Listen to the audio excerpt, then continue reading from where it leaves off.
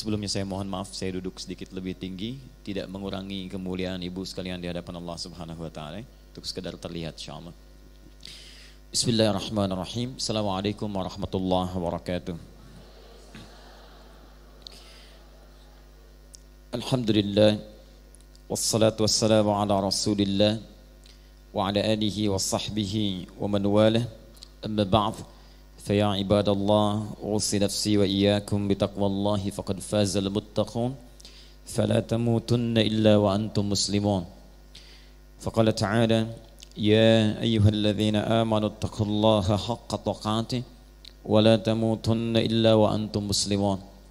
وقال يا أيها الناس اتقوا ربكم الذي خلقكم من نفس واحدة وخلق منها زوجها وبث منهما رجالا كثيرا ونساء واتقوا الله الذي تساءلون به والأرحام إن الله كان عليكم رقيبا.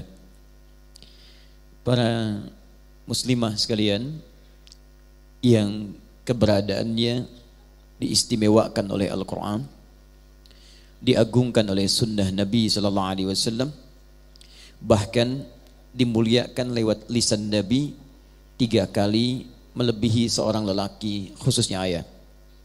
Untuk itu saya memberikan satu kalimat selamat, karena saat ini saya sedang dihadapkan pada sosok yang tidak hanya dimuliakan oleh Nabi SAW, tapi juga diagungkan oleh Al-Quran. Tidak cukup dengan amin, Bu ya. Baik, karena persoalannya banyak perempuan yang tidak mengetahui tentang kemuliaan dirinya, sehingga ketika Allah jadikan ia mulia, ia melepaskan jubah kemuliaannya. Untuk itulah insyaallah dalam pertemuan pagi ini, semoga Allah turunkan keberkahan di Jumat ini, ibu sekalian, kita akan belajar tentang muslimah dalam Al-Quran, seperti apa ia dimuliakan, bagaimana menjaga kemuliaannya, hingga kemudian di akhir nanti Nabi mengatakan yang semacam itu langsung saat hisab diperintahkan oleh Allah Subhanahu wa taala, disebutkan dalam hadis riwayat At-Tirmidzi dengan kalimat yang sangat indah, udkhulil jannata min haitsu syi'ti, silahkan masuk surga dari pintu mana saja yang engkau inginkan. Masuk surga dari pintu mana saja yang engkau inginkan. Kita akan coba kupas persoalan itu, sehingga mudah-mudahan dari Jumat ini ibu khususnya dan kita semua bisa mempertahankan kemuliaan itu, sehingga bekal pagi ini mungkin itulah yang akan mempertemukan ibu dengan surga dan kalimat yang indah tadi. Baik, kita akan coba bahas tentang tema yang sudah ibu publikasikan dan diamanahkan untuk dikaji hari ini, yaitu muslimah dalam Al-Quran. Muslimah dalam Al-Quran. Kita bahas dulu beberapa kalimat yang muncul baik dalam tema atau dalam Al-Quran. Kemudian setelah itu kita bahas konsepnya. Jika ada nanti yang ditanyakan, kita coba diskusikan untuk mendapatkan kesimpulan terbaik insyaallah di pagi ini. Mohon kita bisa fokus dalam bahasan kita, karena waktu kita sangat terbatas, dan pada hari ini pun akan nanti dilangsungkan ibadah Jum'ah, sehingga dengan itu kita coba mengefektifkan pertemuan kita insyaallah. Baik, teman-teman sekalian dan pemirsa Akhir TV dimanapun Anda berada. Pertama, ibu menyebutkan kalimat muslimah. Muslimah, ada tak di ujungnya.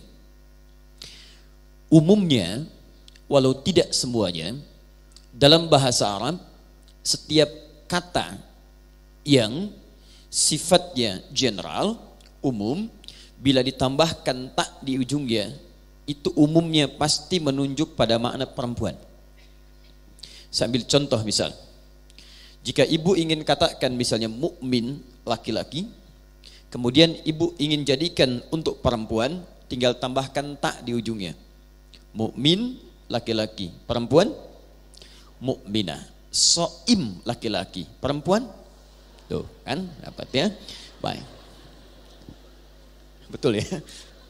Nah sekarang muslim laki-laki, perempuan. Jadi saya tulis dulu ya. Kelihatan insyaallah? Belum saya tulis ya, apa yang kelihatan? Baik, tidak harus jaminan surga menjadikan kita tidak rasional ya. Baik. Ayo, tulis dulu baru kelihatan ya. Jadi seperti ini tulisannya, muslimah. Ya. Baik, kita tuliskan muslimah. Dari kata muslim, ini penting dulu saya tuliskan supaya mengerti kenapa disebut muslimah. Muslimah, kata generalnya dari muslim, kemudian akar katanya, kata kerjanya dari kata aslama. Baik, ketentuannya disebut dengan Islam. Hasilnya disebut dengan salam. Bisa turunkan dulu turunan-turunan katanya supaya kita paham betul. Ya, saat disebut ibu sebagai muslimah, ini kata umumnya, kemudian ini kata kerjanya, ini kemudian agama atau perangkat ya, cara menjadi muslimah yang baik, kemudian ini hasilnya. Turunan ini nanti kita turunkan dalam Al-Quran ya. Kita misalnya turunkan yang ini dalam bentuk jama' Quran surah ke-33 Al-Ahzab ayat 35. Yang ini dalam bentuk jama'nya ditemukan Quran surah ketiga ayat ke-102 paling kanan sebelah atas. Yang ini aslama atau aslim ya. Kita temukan di Quran misal surah kedua Al-Baqarah ayat 131 misal. Yang ini Islam kita temukan di Quran surah ketiga ayat 19. Yang ini kita temukan di Quran misal surah ke-19 Maryam ayat ke-15. Baik. Sekarang kita coba turunkan dulu keistimewaan muslimah dalam Al-Quran berdasar kata yang tadi disebutkan. Perhatikan baik-baik. Saya akan bagi dulu kata muslimah pada dua bagian. Bagian pertama kata generalnya ini. Bagian kedua hal yang khusus menunjuk pada sifat perempuannya. Tadi masih ingat di awal jumpa kita kalau ingin menjadikan perempuan ditambah apa? Ta. Oke. Saya bagi dua kalimat muslimah, saya pecah muslim dengan ta di sini. Ta marbutah. Ya. Saya turunkan dulu taknya dalam Al-Quran. Tak ini ketika disebutkan di Quran itu ada kalimat khusus yang hanya menunjuk pada perempuan, tidak dimiliki oleh laki-laki. Dan dengan itulah nanti keistimewaan ibu diagungkan oleh Al-Quran dan hadis. Jikalau nanti setiap perempuan tidak memahami keistimewaannya dan tidak menjaganya, itu yang kemudian menjadi berat nanti pertanggungjawabannya di hadapan Allah Subhanahu wa taala, sekaligus menjadikan kehidupannya tidak mudah di dunia. Saya turunkan ini, tak ini disebut dengan kalimat untha dalam Al-Quran. Baik. Kemudian kita turunkan Quran surah ke-4 ayat pertama. Kemudian di Quran surah ke-49 ayat ke-13. Keistimewaan pertamanya turunkan di Quran surah ke-7 ayat 189. Kemudian Quran surah kedua ayat 233. Ini dibagi dua. Kemudian dari sinilah ada perintah dalam Al-Quran untuk mengistimewakan. Quran surah 17 ayat 23. Dari sini juga muncul penekanan di Quran surah ke-31 ayat ke-14. Bahkan sampai dewasa di Quran surah ke-46 ayat ke-15. Dikuatkan di hadis Nabi khusus untuk perempuan. Di hadis riwayat Al-Bukhari, nanti saya baca ulang, jangan khawatir. Di kitabnya Adabul Mufrad, Al-Adab Al-Mufrad, nomor hadis yang kedua. Baik. Jelas sampai sini? Belum saya perjelas ya, baru saya tulis. Kita belum mulai, tenang saja ya. Kita baru tuliskan insyaallah.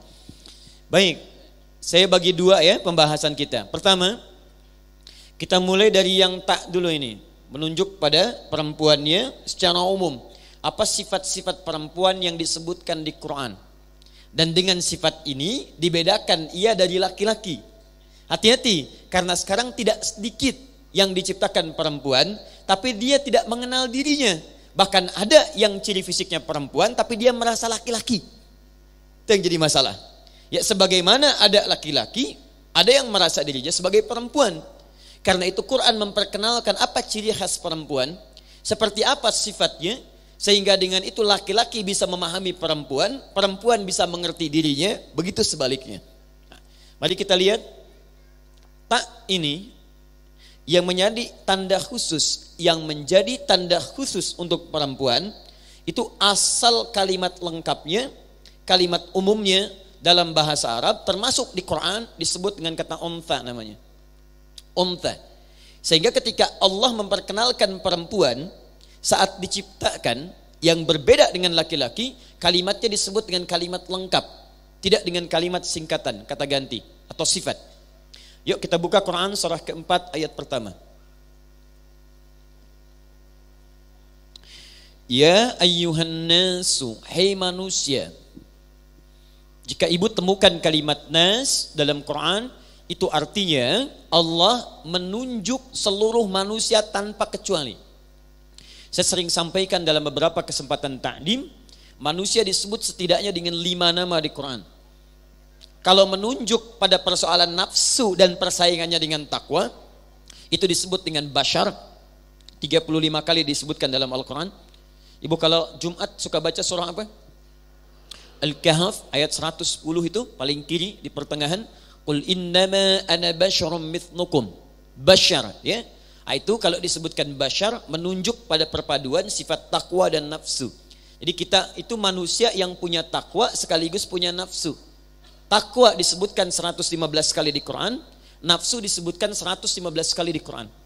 Takwa sifat baik yang menunggangi malaikat. Malaikat disebutkan 88 kali di Quran. Nafsu cenderung buruk ditunggangi oleh setan. Setan disebutkan 88 kali dalam Al-Quran. Makanya jangan heran kalau ibu sedang ingin mengerjakan sesuatu, itu dalam jiwa kita suka ada 2 dorongan. Pernah mendengar azan? Allahu Akbar, Allahu Akbar. Pernah? Kan ada perasaannya, cepat siap-siap, sudah azan, pernah begitu? Nah, itu takwa. Begitu selesai azan, yang lain mengatakan tenang, baru azan, belum qomat. Pernah ada perasaan itu? Itu nafsu namanya. Nah, sifat ibu kalau ada seperti itu artinya menunjukkan ibu benar-benar dicipta sebagai manusia, bashar. Nanti turun ayat bagaimana cara mengangkat takwa dan menekan nafsu.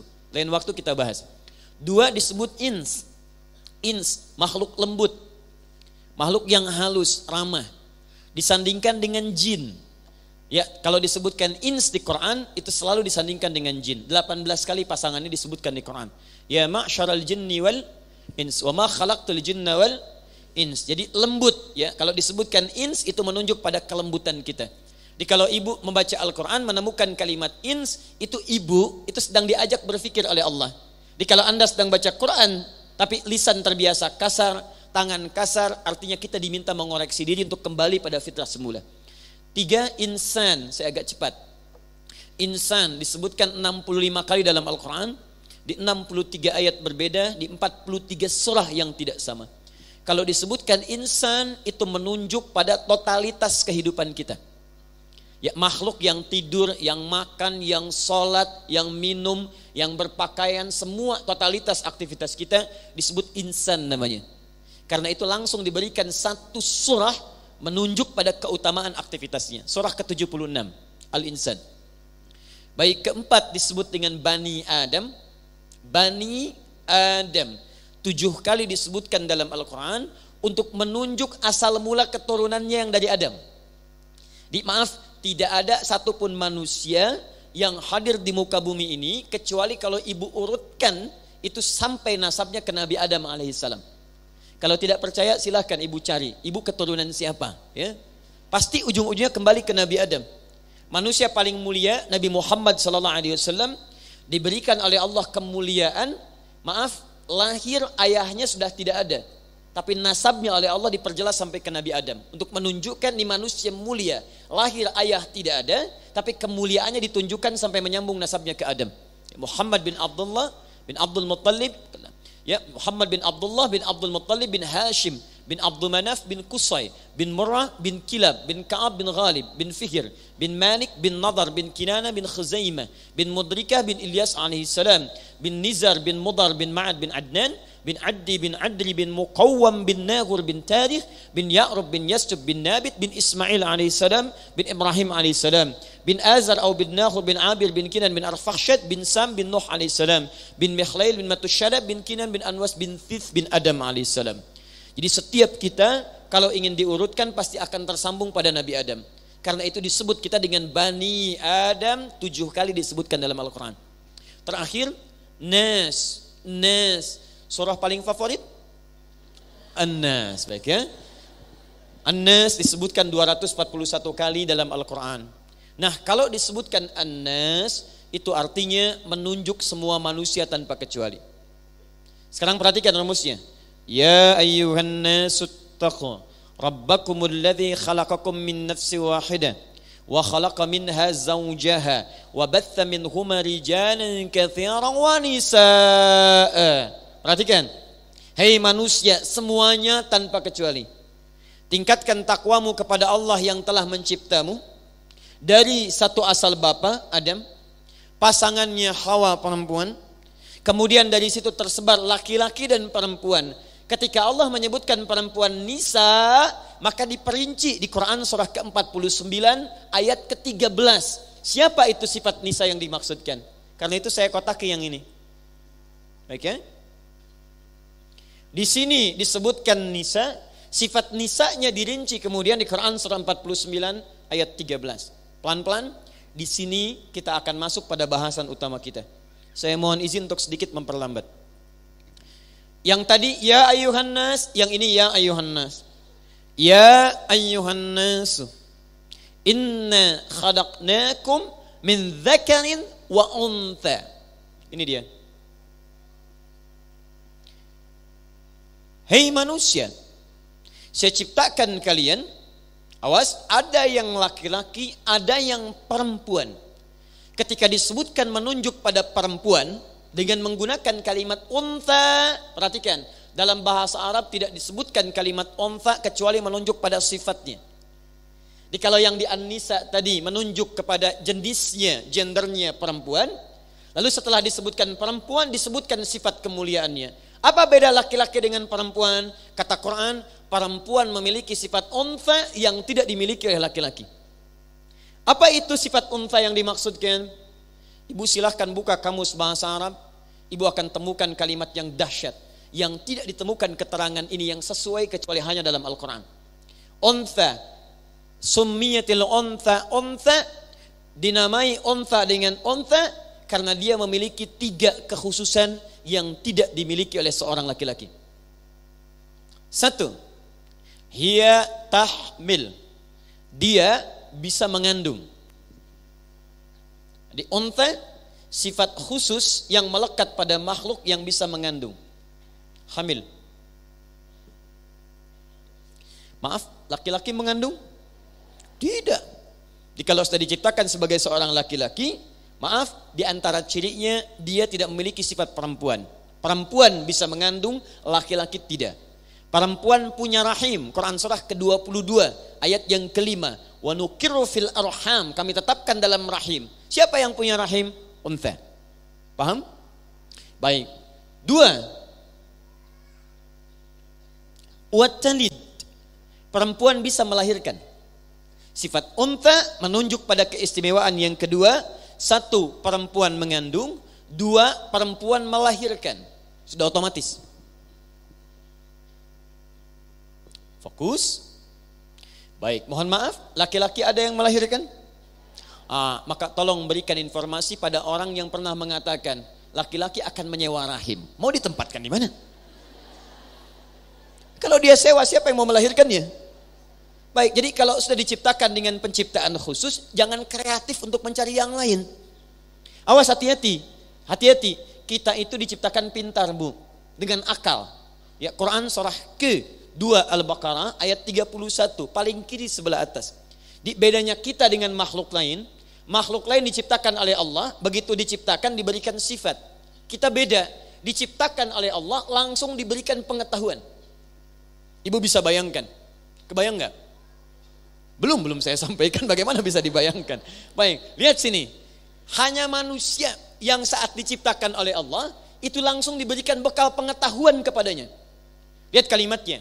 Wa 'allama Adamal asma'a kullaha. Kata Allah, saya ajarkan, saya berikan pada Adam bekal pengetahuan yang mampu menyebutkan semua benda di semesta. Allahu Akbar.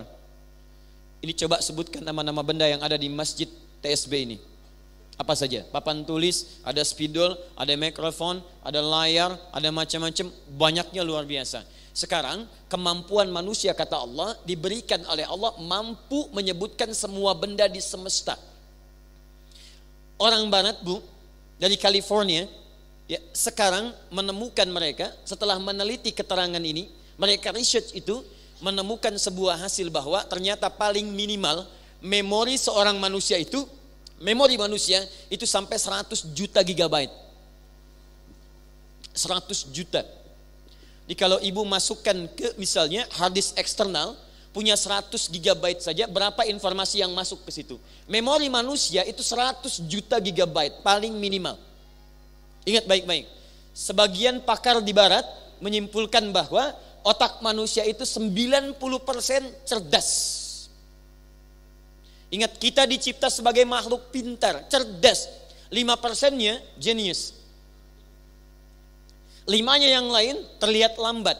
Jadi kalau ibu misalnya maaf ya, dititipkan oleh Allah misalnya seorang anak terlihat lambat, kurang berkembang pengetahuan, ingat baik-baik, itu hanya 5% yang ada pada dirinya.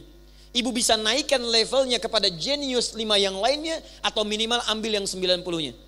Ingat, kita dicipta sebagai makhluk yang pintar. Pintar itu anugerah, bodoh itu pilihan. Balikan sini. Kembalikan. Baik, saya mau kembalikan ke sini. Lihat baik-baik, tadi ada 3 kemuliaan yang tidak dimiliki laki-laki, hanya dimiliki unta perempuan. 1 apa? Mengandung. 2 apa? Melahirkan. 3 apa? Belum. Ingat, belum. Belum saya sampaikan. 3, teruskan. 3, memberikan ASI atau menyusui. Menyusui. Mengandung, melahirkan, dan menyusui atau memberikan ASI. Baik, fokus baik-baik. Silahkan Anda cek di kitab manapun. Bahkan yang diyakini sebagai kitab suci. Silahkan bandingkan dengan Al-Quran. Anda tidak akan pernah menemukan keterangan 3 hal yang khusus melekat pada perempuan ini. Ternyata hanya disebutkan dalam Al-Quran dengan segala jenis kemuliaannya. Perhatikan baik-baik. Dalam hal mengandung, Quran surah ke-7 ayat 189. Bahkan dirinci bagaimana prosesnya. Dalam hal melahirkan dan menyusui, Quran surah ke-2 ayat 233. Jelas disebutkan. Perhatikan Quran surah ke-7 ayat 189. Falamma taghasyaha hamalat hamlan khafifa.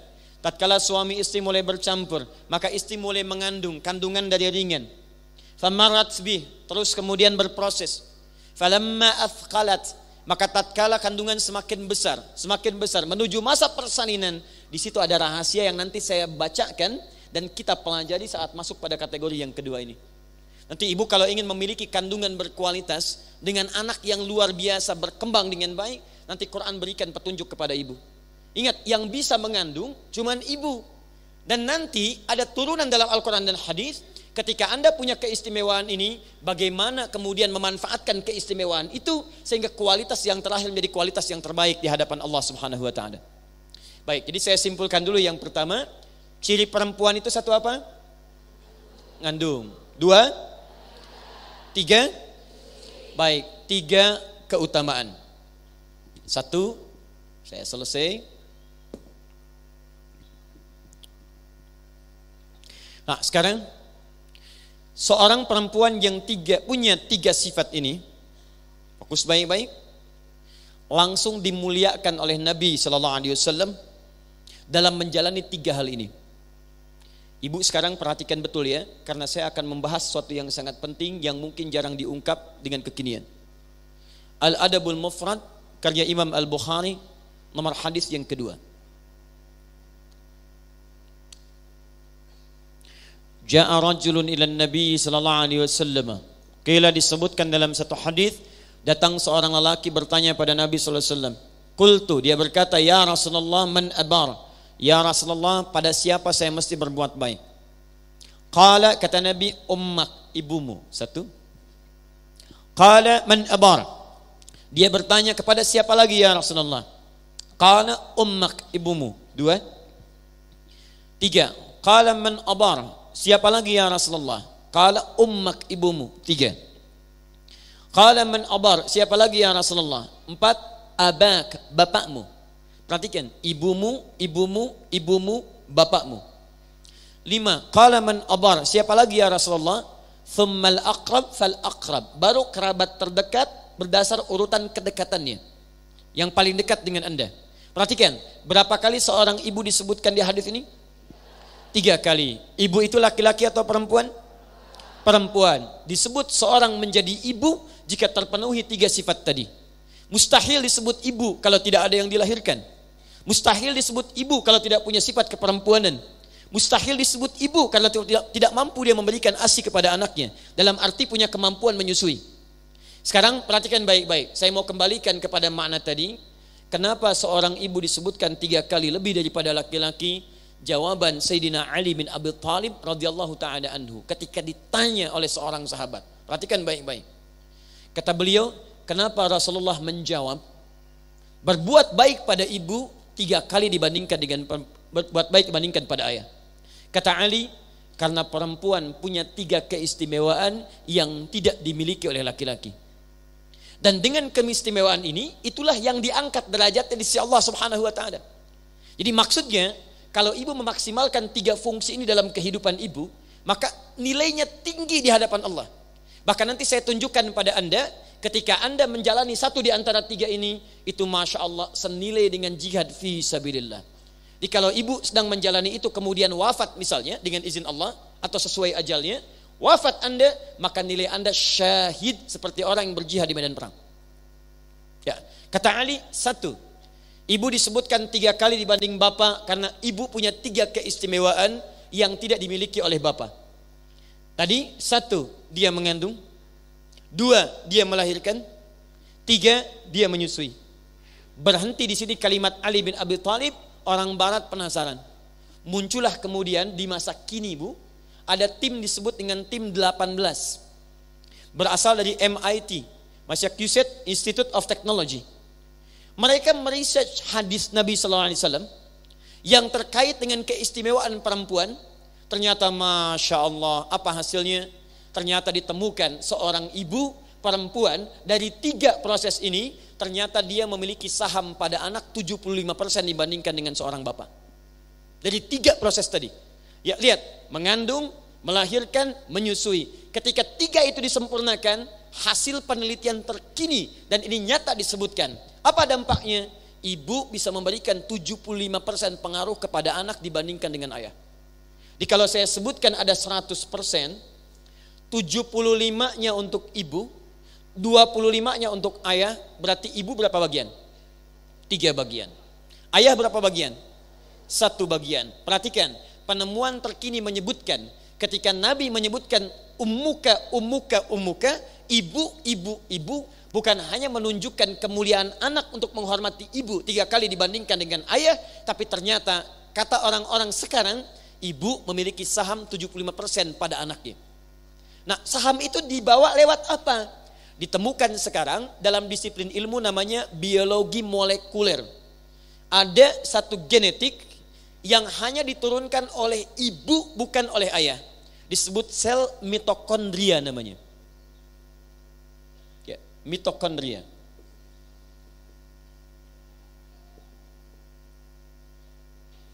Start ya, kita agak ilmiah dulu dibahas. Maksud saya kalau ibu nanti merasakan itu berarti ibu normal.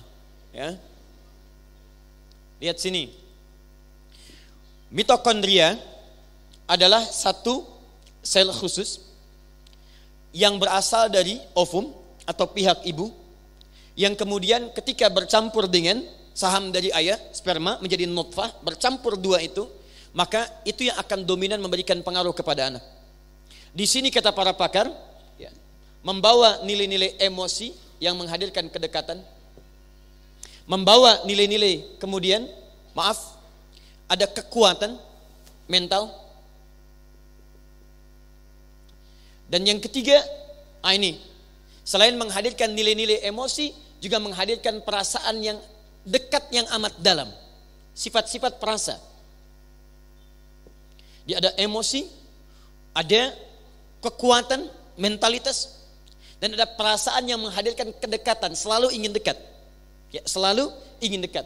Nah, ini ketika seorang ibu kemudian dengan 3 fungsi ini melahirkan seorang anak, jika ini dijalani dengan baik, yang menyusui langsung dari ibunya, melahirkan dari rahim ibunya, dalam masa kehamilan diberi perhatian langsung dari ibunya, maka perhatikan baik-baik, 75%-nya akan sangat berpengaruh dalam kehidupan anaknya.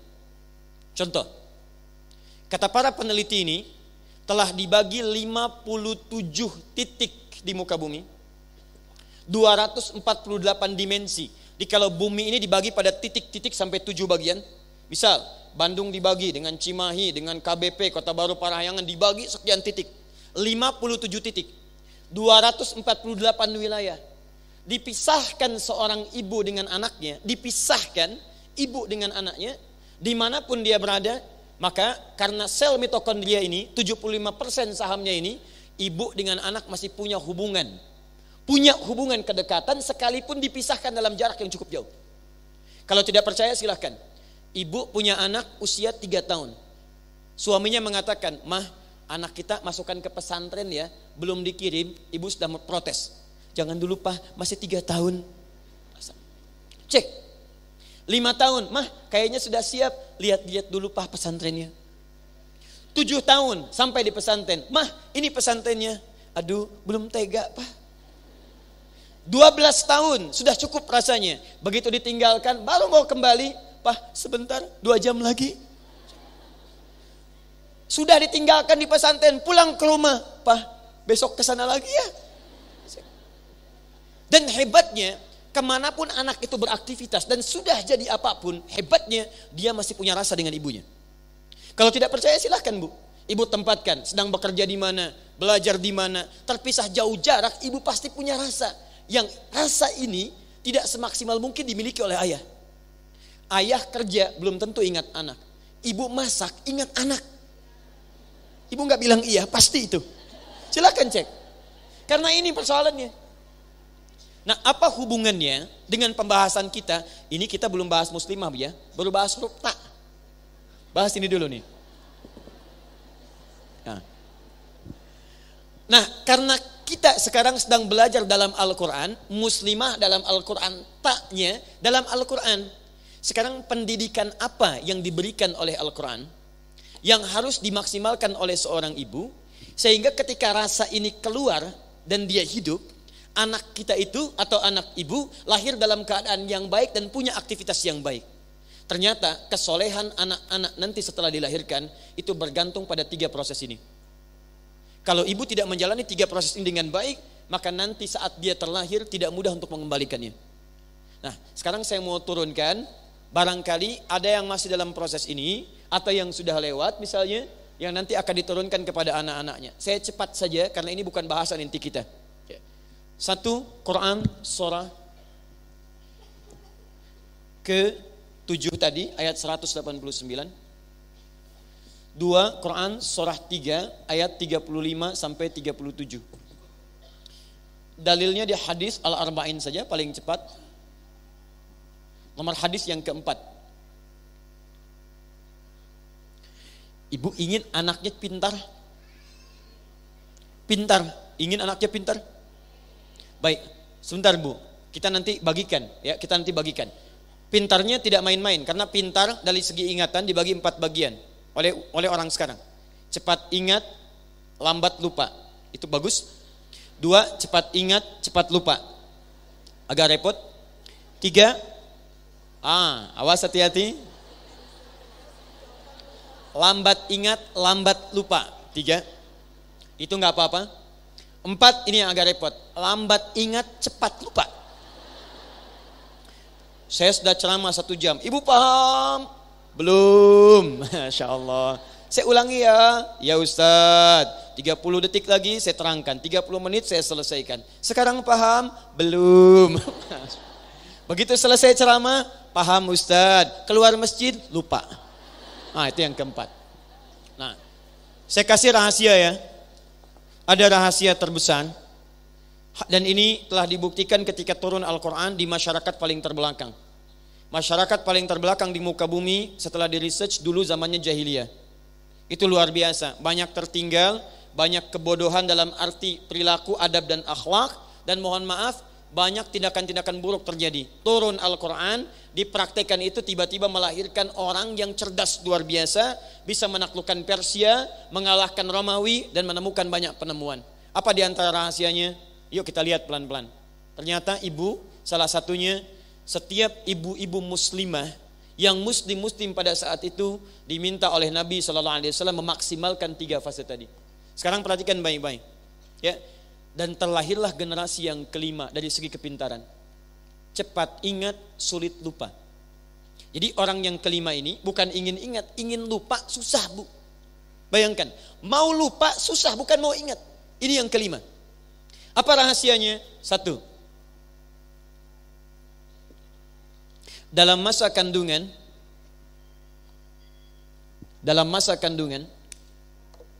orang tuanya, terkhusus ibu itu seringkali meningkatkan amal saleh. Awas ya, nanti saya sampaikan informasi pada Anda yang sekarang sering meresearch Al-Quran dan hadis, itu orang-orang Yahudi sekarang. Jangan salahkan dengan perilakunya, karena yang punyanya itu kita tidak menguraikannya. Di mereka research, mereka kerjakan, walaupun mereka meyakini isinya, tapi mereka tepikan keyakinannya. Sekarang lihat baik-baik. Lihat baik-baik Quran surah 7 ayat 189. Ya. Falamma taghasyaha hamalat hamlan khafifa famarrat fi falamma athqalat da'wa Allah rabbahuma la in ataitana salihah lanakunanna minasyakirin. Ada isyarat di ayat ini kalau fase kandungan sedang dialami, maka orang tua terkhusus ibu ataupun calon ayah paling minimal itu memperbanyak doa kepada Allah Subhanahu wa taala supaya anaknya terlahir dalam keadaan yang saleh. Kalau ibu ingin teruskan lagi, contoh Hannah. Ibu pernah dengar nama Hannah?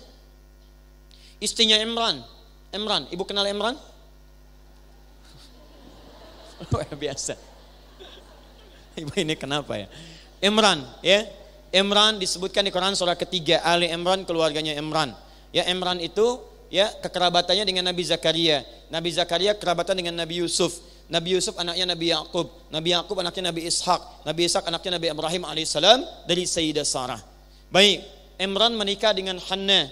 Hannah saat menikah dengan Imran kemudian mengandung. Perhatikan, apa yang dilakukan oleh Hannah diabadikan di Quran untuk memberi petunjuk pada para muslimah kemudian hari.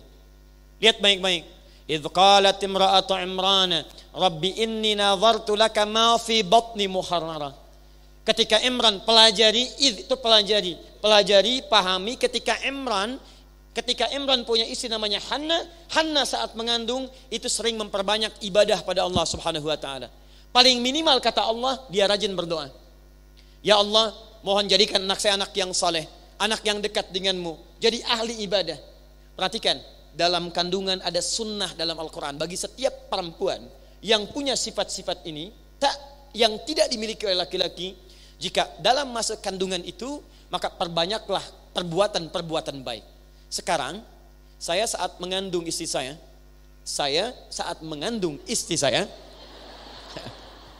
baik, saya saat mengandung istri saya, yang pertama, ya Muhammad Hamilul Quran, kami konsultasi pada seorang dokter muslimah. Datang untuk melihat kondisi fisik. Perhatikan apa yang terjadi. Ini kalimat nyata dan saya masih ingat betul sampai saat ini. Beliau katakan, Pak, sudah ada penelitian dokter-dokter muslim se-Asia, ahli kandungan. Dan beliau belum tahu ayatnya. Ternyata kalau seorang perempuan itu mengandung dan orang tuanya sering banyak berbuat kebaikan, terkhusus bagi seorang muslim sering berbuat amal soleh, maka itu akan langsung berdampak pada kandungannya, pada anaknya. Memberikan dampak.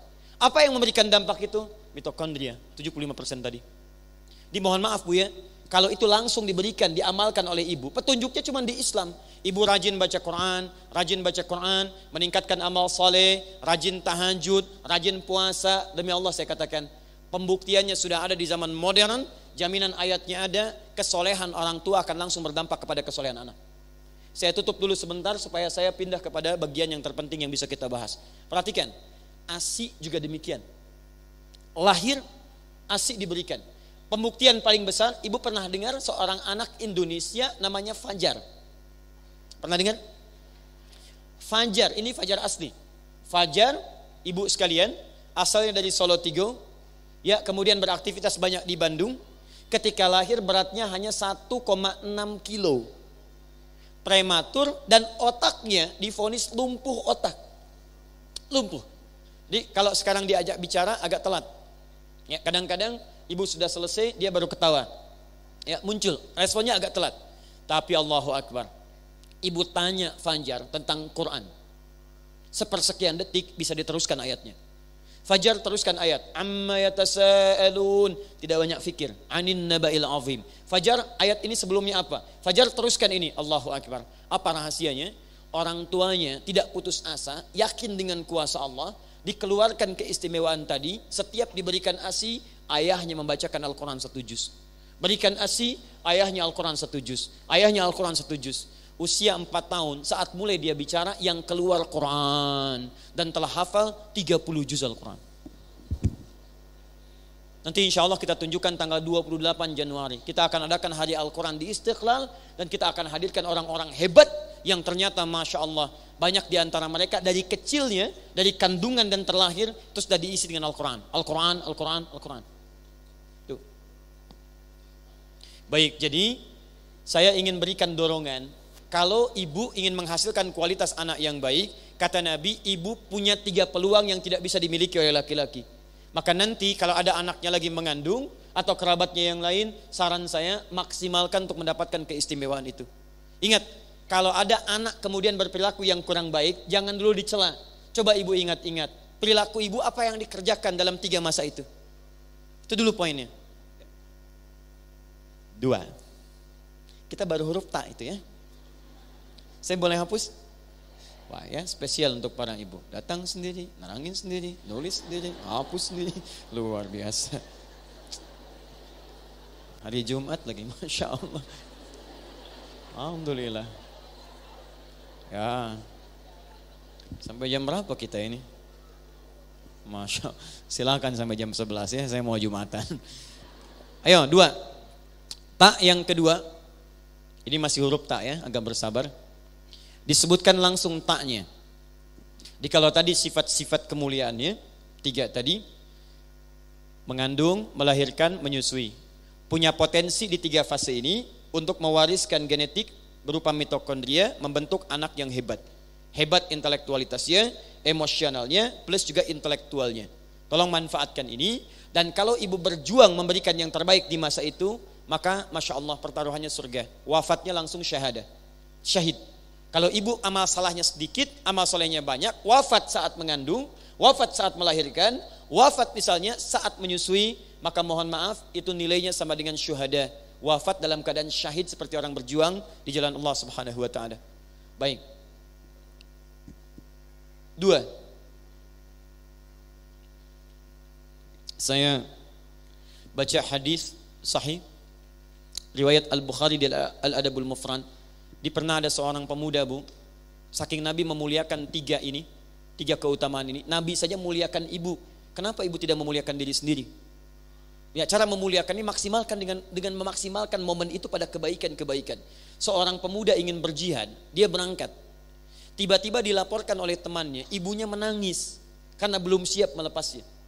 Itu jihad yang taruhannya surga, dipanggil oleh Nabi, pemuda itu, datang sini, kata Nabi. Begitu datang, apa kalimatnya? Pulang pada ibumu, buat dia tertawa seperti engkau membuatnya menangis. Ibu bayangkan, rasa tadi yang sangat dalam, yang pernah mengandungnya, yang pernah melahirkan, yang pernah memberikan ASI, belum memberikan kesiapan dia untuk berjuang keluar, Nabi memindahkan jihad di medan perang kepada jihad di rumah untuk berbakti pada ibunya. Maksud saya, kalau ibu benar-benar memaksimalkan fungsi ini, maka Allah akan rawat anak-anak ibu untuk berbakti kepada ibu di kemudian hari. Sampai Nabi memanggil pemuda itu untuk kembali berbakti pada orang tuanya. Jadi kalau mohon maaf ya, betul-betul maksimalkan fungsi ini, maka nanti ibu akan lihat di masa depan anak ibu akan banyak baktinya kepada ibu. Ibu kenal Maryam? Imran kenal, Hannah kenal, Maryam kenal, luar biasa. Ayo baca lagi Quran surah 3 ayat 35 sampai 37. Kan ibunya yang mengandung, ibu yang mendoakan di situ, ibu yang memberikan nama, ya, dengan suami mendorongnya. Dicarikan pengajar namanya Nabi Zakaria, dibuatkan mihrab. Ketika semua itu dimaksimalkan, turun jawaban. Fataqabbalaha rabbuha. Kata Allah, saya terima ikhtiar ibu dan ayah ini, wa ambataha nabatan hasana. Saya rawat anak ini sampai dia dewasanya. Jadi kalau seorang ibu memaksimalkan 3 fungsi ini, bukan cuma ibu yang berikhtiar merawat anaknya, Allah yang menjaga dia. Ibu bisa jaga anak ibu di rumah, tapi ketika dia mulai sekolah, siapa yang merawat dia di sekolah? Siapa yang memastikan dia punya teman yang baik? Siapa yang memastikan dia bisa jajan makanan-makanan yang baik? Tadi malam kami talk show dengan sahabat kami, ahli otak, ahli saraf, ya, neuropsikolog. Ibu bisa bayangkan di rumah saja, itu pengaruh-pengaruh buruk bisa hadir ke rumah. Saat ibu ada di rumah, siapa yang mengawasi dia pegang handphonenya? Jadi kalau ibu tidak serahkan kepada Allah dengan pendidikan yang baik ini, mustahil bu, mustahil demi Allah saya katakan, akan ada nilai rasa kebaikan kepada kedua orang tuanya. Ibu pernah dengar kisah Nabi Ismail ketika akan disembelih? Pertanyaan siapa yang mengandung Nabi Ismail? Ibunya Sayyidah Hajar. Siapa yang melahirkannya? Sayyidah Hajar. Siapa yang memberikan ASI-nya? Jangan ngarang, karena saat akan diberikan ASI tidak keluar. Awas, mengarang hanya di pelajaran bahasa Indonesia. Ya. Kalau kita harus sepakat, ini pertemuan pertama kita. Kalau tidak tahu katakan, wallahu a'lam. Siapa yang memberikan ASI kepada Nabi Ismail? Bukan wallahu a'lam, bukan. Tidak ada. Tidak ada yang memberikan ASI karena tidak keluar ASI-nya. Tapi lihat, Zam-Zam dicari oleh ibundanya, ditemukan kemudian diberikan bagian dari itu, diganti dengan yang terbaik oleh Allah Subhanahu wa taala. Yang saya ingin maksudkan, ibu buka nanti buku yang sangat bagus. Sudah ada terjemahan bahasa Indonesianya. Namanya Al-Akhlaq lil Banin. Akhlak lil Banin. Untuk perempuannya akhlak lil banat. Akhlak, pendidikan akhlak untuk perempuan atau laki-laki. Jadi ada 2. Pengarangnya Ustadz Omar Ahmad Baraja. Omar Ahmad Baraja. Asalnya ditulis pakai bahasa Arab. Beliau menulis sampai jilid keempat, mau masuk yang kelima meninggal dunia dalam penulisannya. Baik, sudah diterjemahkan ke bahasa Indonesia. Yang di bahasa Arab, coba lihat jilid yang kedua, warnanya biru, halaman 25, paling kanan di pertengahan. Ibu lihat ini kalimatnya. Jarang diketahui ketika Nabi Ismail akan dikorbankan itu, kemudian diganti dengan sembelihan yang besar.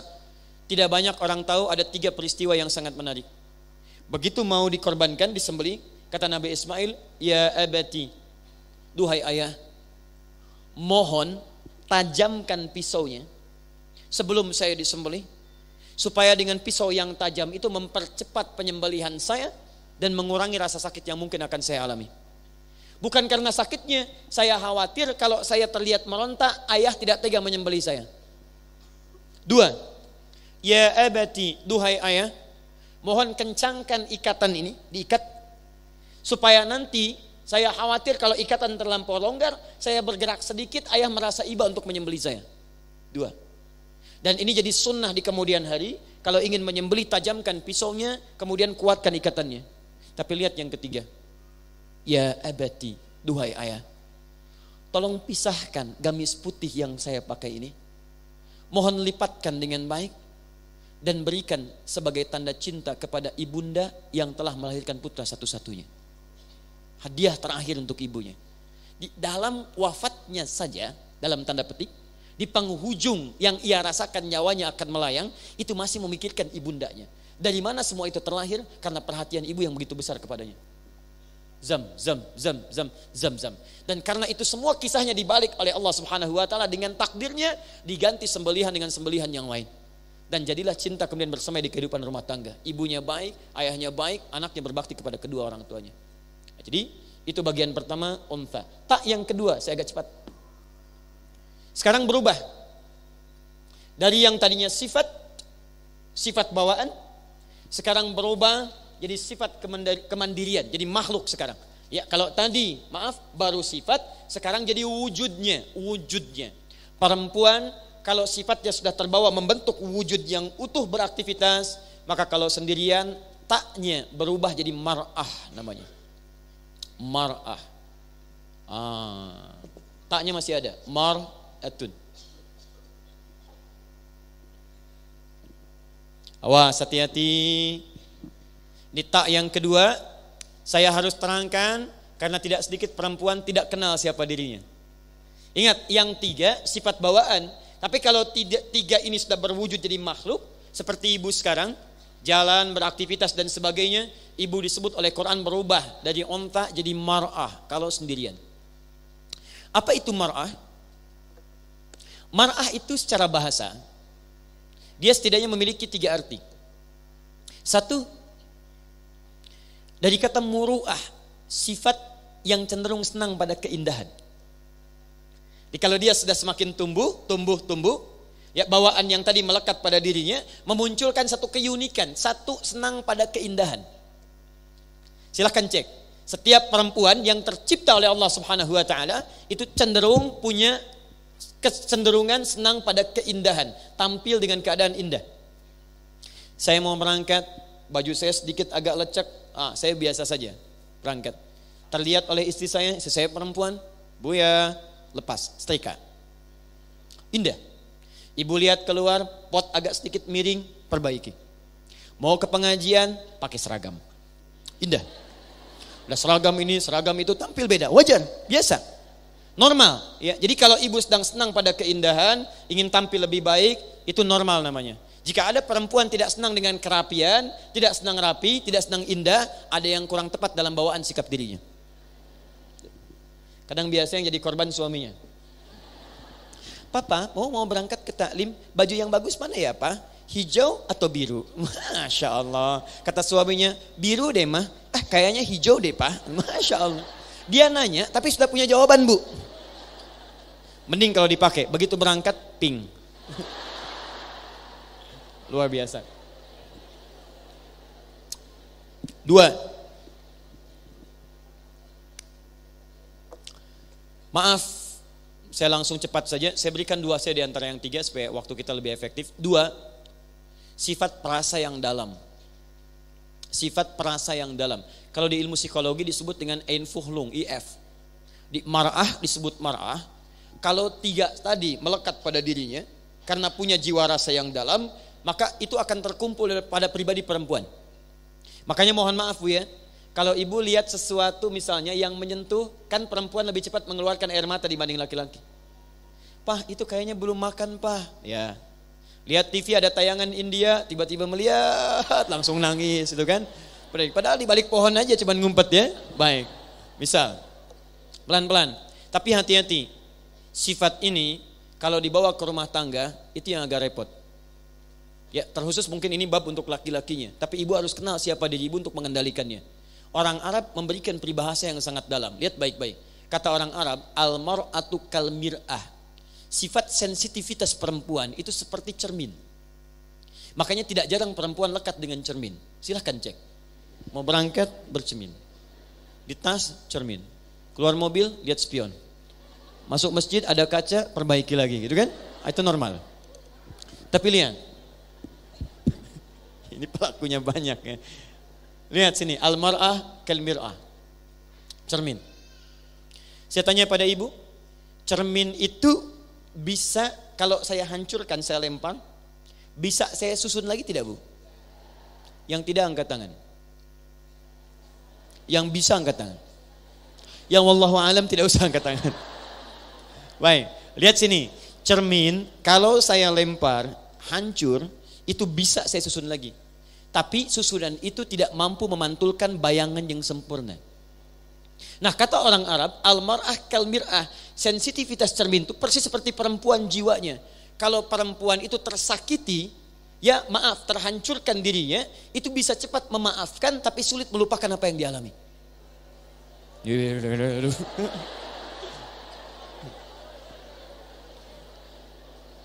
Ibu kalau nggak percaya silahkan.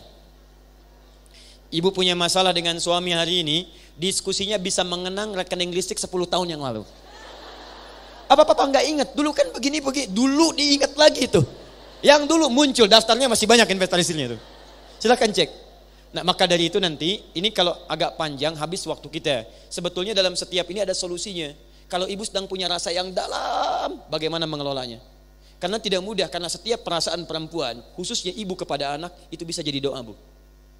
Jadi saya sarankan pada ibu, kalau ibu sedang punya perasaan yang kecewa pada anak yang dalam, arahkan pada doa yang baik. Ya, ada di Arab seorang anak, anaknya aktif luar biasa. Saya tidak berani mengatakan anak nakal, karena tidak ada anak yang nakal. Yang ada orang tua yang kurang sabar. Ini, lihat, ada anak orang menyebutnya nakal, saya menyebutnya aktif luar biasa. Ini anaknya, Bu, luar biasa. Main, datang, sana, sini. Satu kali ibunya sedang masak di dapur. Ibundanya masak di dapur. Anak-anak ini tiba-tiba masakan sudah jadi. Karena ada tamu untuk ayahnya. Anak ini datang bermain dengan pasir. Datang. Umi, tarot. Makanannya dikasih pasir. Pertanyaan saya, maaf ya. Ini tamu sudah hampir datang. Masakan sudah jadi. Siap disambut. Anak ibu datang bawa pasir. Disiram makanan bagai pasir. Respon ibu bagaimana?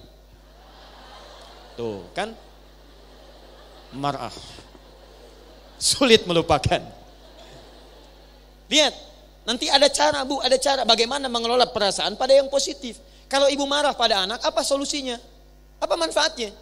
Apakah dengan dijewer hilang sifatnya? Apakah dengan dipukul, misal, maaf, makanan kembali jadi utuh? Tidak. Perhatikan cara Islam memberikan dorongan. Kata ibundanya, dia berikan solusi lewat doa dulu. Ente izhab ilal haram takunun imaman hunak. Kamu pergi ke Masjidil Haram jadi imam di sana.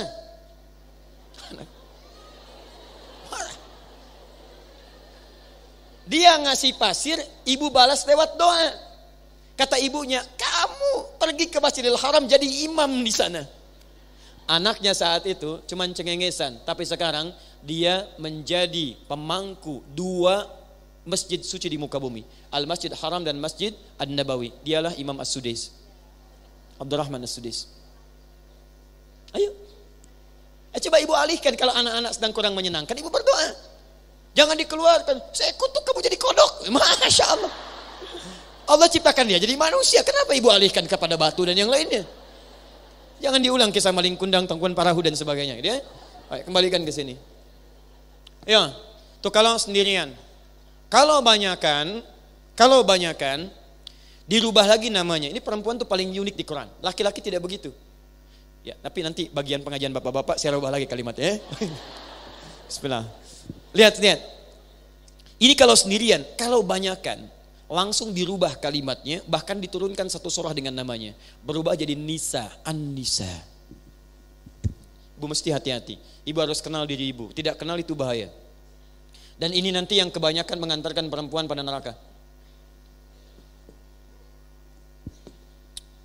Apa artinya Nisa? Bukan. Kan tadi saya sampaikan, Nisa itu bukan perempuan. Nisa itu perempuan-perempuan. Betul, kalau berkumpul jadi banyak. Kalau satu orang, tadi namanya mar'ah. Sifatnya untha di bawah 3 tadi, membentuk karakter jadi mar'ah. Tapi karakter ini bisa berubah ketika dia berkumpul. Hebatnya Quran memberi isyarat dari mar'ah jadi nisa. Nisa itu asal katanya seakar dengan kata nasa. Nasa di antara maknanya seakar dengan ini adalah sifat yang gemar mencurahkan apa yang dirasakan. Suka cerita. Saya tidak sebut gosip ya, suka cerita. Curhat. Jadi perempuan itu sependiam apapun kalau sendirian, itu kalau berkumpul dengan temannya punya potensi cerita. Silahkan cek. Walaupun momentumnya bisa majelis taklim, bisa cerita, Bu. Bisa cerita. Cuma yang jadi masalah kadang-kadang kalau yang diceritakan bagus nggak ada masalah. Ini kadang-kadang sifat nasa itu karena gemar cerita. Kadang di Quran diberikan isyarat jangan sampai yang diceritakan itu yang tidak seharusnya diungkap. Contoh, ibu ingin jadi perempuan salihah? Baik, buka Quran surah 4 ayat 34, paling kiri sebelah atas. Quran surah 4 ayat 34, suratnya ibu tuh. Ayat 34 paling kiri sebelah atas. Saya langsung ke pertengahan ayatnya. Fassalihatu, ciri perempuan yang salihah itu qanitatun, taat pada suaminya dengan cara menaati yang baik-baik. Taat kepada Allah, saya ulang, taat kepada Allah dengan cara menaati suaminya pada yang baik-baik. Saya nanti bahas qanitat saat saya membahas makna muslim. Saya simpan dulu. Sekarang lihat yang kedua. Hafizatun lil ghaibi bima hafizallah. Dan ciri yang kedua, dia mampu menjaga aib keluarga, khususnya suaminya kalau sudah berumah tangga, yang sudah Allah jaga. Ini ada rahasia Bu ya, saya bagi di antara kita saja pagi ini. Perhatikan baik-baik. Kalau ibu punya masalah di rumah tangga, kata Quran jangan coba-coba dibuka keluar. Jangan dibuka keluar. Kecuali nanti ayat 35-nya, kalau ibu menemukan sosok untuk bisa memberikan solusi yang dibenarkan oleh agama, itu boleh. Tapi kalau sekedar cerita, kata Quran jangan dibuka. Lihat sini ya, kalau ibu tidak buka, Allah akan jaga rahasia ibu sampai dengan kiamat. Dan diberikan solusi saat ibu berada di dunia. Kata Nabi, kalau kamu punya masalah di malam hari, jangan ungkap di siang hari. Allah tutup masalah itu, Allah percepat penyelesaiannya. Tapi kalau anda buka keluar, kata Allah, bima hafizallah. Pertama dicela oleh Allah. Hei, saya sudah jaga, kenapa kamu buka? Saya sudah tutup, kenapa kamu buka? Jadi kalau ada aib rumah tangga tersebar keluar, maaf, kaidahnya jangan salahkan yang menyebarkan. Ibu koreksi diri, kenapa ibu buka? Itu poinnya. Cuman persoalannya kadang-kadang adalah sifat nisa ini terbawa berlebihan dalam diri. Silahkan cek, belum mampu dikontrol. Judulnya taklim, datang ke majelis ilmu, kumpul dengan teman-teman. Jeng apa kabar? Baik, alhamdulillah, masya Allah. Sehat, sehat. Suami bagaimana? Di situ masalahnya. Di situ masalahnya. Iya sama ya, aku juga. Datang satu lagi, kenapa begini? Nggak nyangka ya, nyangka. Tuh. Ketika Anda berkata tidak nyangka, Anda sedang nyangka di situ. Berapa banyak dosa berkumpul di situ? Nisa. Dan yang punya cuman perempuan. Laki-laki sedikit tapi dominan perempuan. Ya. Silakan tidak percaya. Ibu bukankah saat menunggu tadi saling cerita? Cek apa yang diceritakan. Saya tidak Ustaz, tidak seperti ibu itu tuh. Oh sama. Sudah. Udah ya. Jadi satu apa? Untha. Dua apa? Mar'ah. Tiga apa? Kenali diri ibu dengan tiga sifat ini, maka itu kemuliaan yang bisa ibu dapatkan. Untha sudah saya terangkan. Mar'ah jaga sifat itu. Nisa kendalikan keadaan ibu. Jangan sampai mengungkap semua hal yang mesti misalnya diceritakan atau tidak seharusnya diungkap. Tayyib, yang terakhir, di sini kita berhenti. Saya diberikan alokasi waktu sampai jam 10. Jadi sedapat mungkin saya maksimalkan. Ini tadi baru taknya, sekarang kita ambil muslimnya. Muslim. Apa bedanya tak dengan muslim?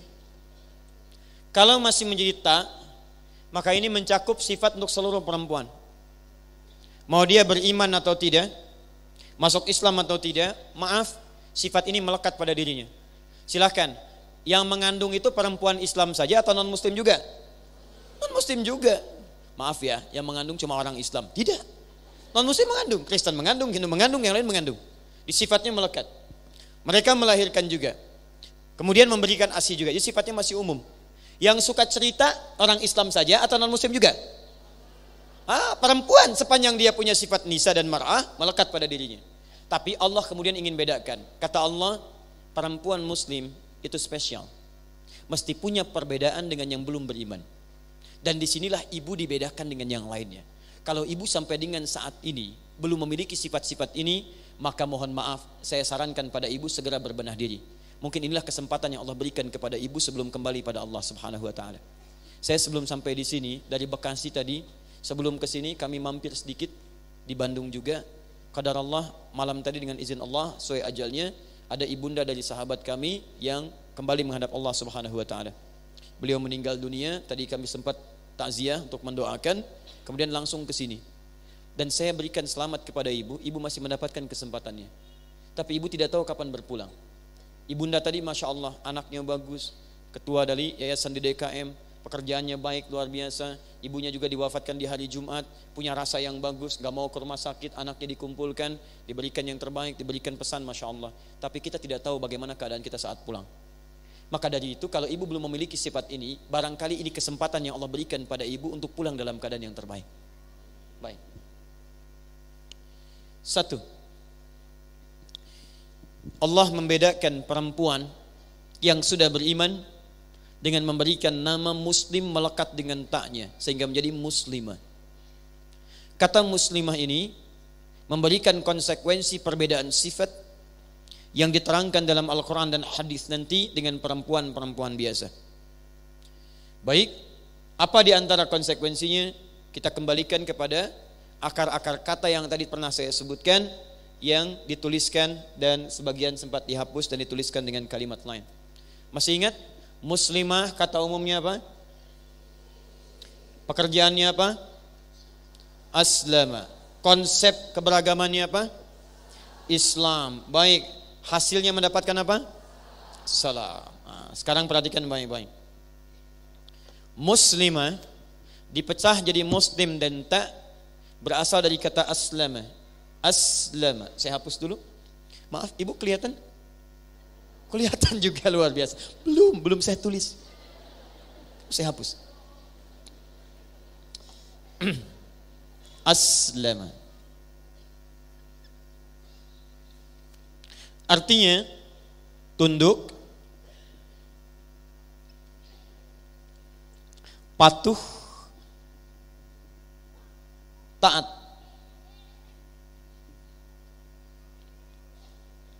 Tunduk, patuh, taat. Jadi Allah membedakan perempuan yang sudah berikrar, bersyahadat, beriman kepada Allah dan Rasulnya, sehingga berubah nama bukan sekedar mar'ah dan nisa tapi menjadi muslimah, maka sifat pertamanya diturunkan keterangan. Perhatikan baik-baik. Ketika seseorang sudah disebut muslimah, laki-lakinya muslim, maka dia harus punya sikap-sikap ketundukan, kepatuhan dan ketaatan. Pada siapa? Pada perintah Allah Subhanahu wa taala. Dari mana taunya tunduknya kepada Allah bukan pada yang lainnya? Perhatikan ketika Allah minta Nabi Ibrahim dengan kalimat perintah, aslama, perintahnya di aslim. Tunduklah, patuhlah, taatlah. Quran surah kedua Al-Baqarah, ya, kita lihat ayat 131. Paling kiri di pertengahan, agak sedikit ke atas. Idz qala lahu rabbuhu aslim. Ingatlah, pelajarilah ketika Allah memerintahkan pada Nabi Ibrahim aslim, dari kata aslama, kata perintahnya aslim. Aslim. Yang laki-laki muslim, perempuan muslimah. Sepanjang mengatakan beriman, yang laki-laki disebut muslim, yang perempuan disebut muslimah. Kaidah pertama kata Allah aslim. Anda melekatkan diri perempuan pada kalimat aslama, maka konsekuensinya Anda mesti aslim, patuh, tunduk, taat pada perintah Allah Subhanahu wa taala. Paham sampai sini? Nah, sekarang pertanyaan kedua, Ustaz, saya melekatkan diri saya pada kalimat Islam, saya muslimah, saya ingin patuh, tunduk, taat kepada Allah. Bagaimana caranya? Ketika ibu kemudian ingin menerjemahkan konsep kepatuhan, ketundukan dan ketaatan ini kepada Allah, maka Allah kemudian berikan cara kita untuk mempraktikkan nilai-nilai ini. Maka konsepnya, kerangkanya itu disebut dengan Islam namanya. Islam. Hal yang mengatur tata cara kita supaya bisa tunduk, patuh, taat kepada Allah. Hal yang mengatur dalam bahasa Arab yang mendekatkan kita dengan Allah disebut dengan din namanya. Din. Ketika Allah menyebutkan din disandingkan dengan kalimat Islam. Buka Quran surah ketiga ayat 19, paling kiri sebelah atas. Quran surah 3 Ali Imran ayat 19. Inna dina indallahil Islam. Sungguh ad-din, konsep kehidupan yang mendekatkan kita kepada Allah. Di situ diatur supaya kita taat, tunduk, patuh pada ketentuan Allah. Din itu Islam namanya.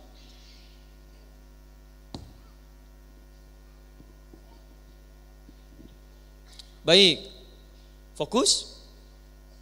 Sekarang Kalau kita katakan saya muslimah dan saya siap menjalankan ketentuan dalam Islam, bagaimana caranya? Nah, aturan-aturan ketentuan dalam Islam itu hanya diatur di dua sumber.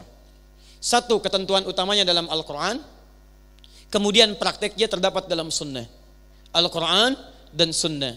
Karena itulah kita berikan tema kita muslimah dalam Al-Quran. Terjemahannya nanti lewat sunnah. Sekarang kita turunkan apa saja yang menjadi kekhususan bagi perempuan muslimah dalam Al-Quran, yang dengan itu dinilai ketaatannya di hadapan Allah Subhanahu wa taala. Dan nanti saya berikan keterangan di akhir, ibu bisa memaksimalkan ini, ibu akan diberikan kenyamanan hidup di 3 alam. Dunia, alam kubur, dan akhirat. Nanti kita turunkan. Bahkan kalau ibu bisa maksimal lagi, Allah akan jaminkan ibu mendapatkan mahkota saat di akhirat yang langsung diberikan oleh anak yang pernah ibu kandung dalam kehidupan dunia. Dan ibu digandeng masuk surga dan disambut oleh malaikat. Dikatakan kepada ibu, salamun alaikum bima sabartum. Selamat bisa masuk surga. Ya, udkhuluha bisalamin aminin. Silahkan masuk surga dengan perasaan yang nyaman dan tentram. Bismillah. Jelas insyaallah? Belum saya terangkan ya, kan baru saya uraikan sedikit. Bismillah. Ibu kenapa sebetulnya? Ya, Imran kenal, Nabi kenal. Belum ditulis sudah kelihatan, belum dijelaskan sudah jelas. Luar biasa. Hari Jumat berkah ya. Ayo fokus. Baik, satu.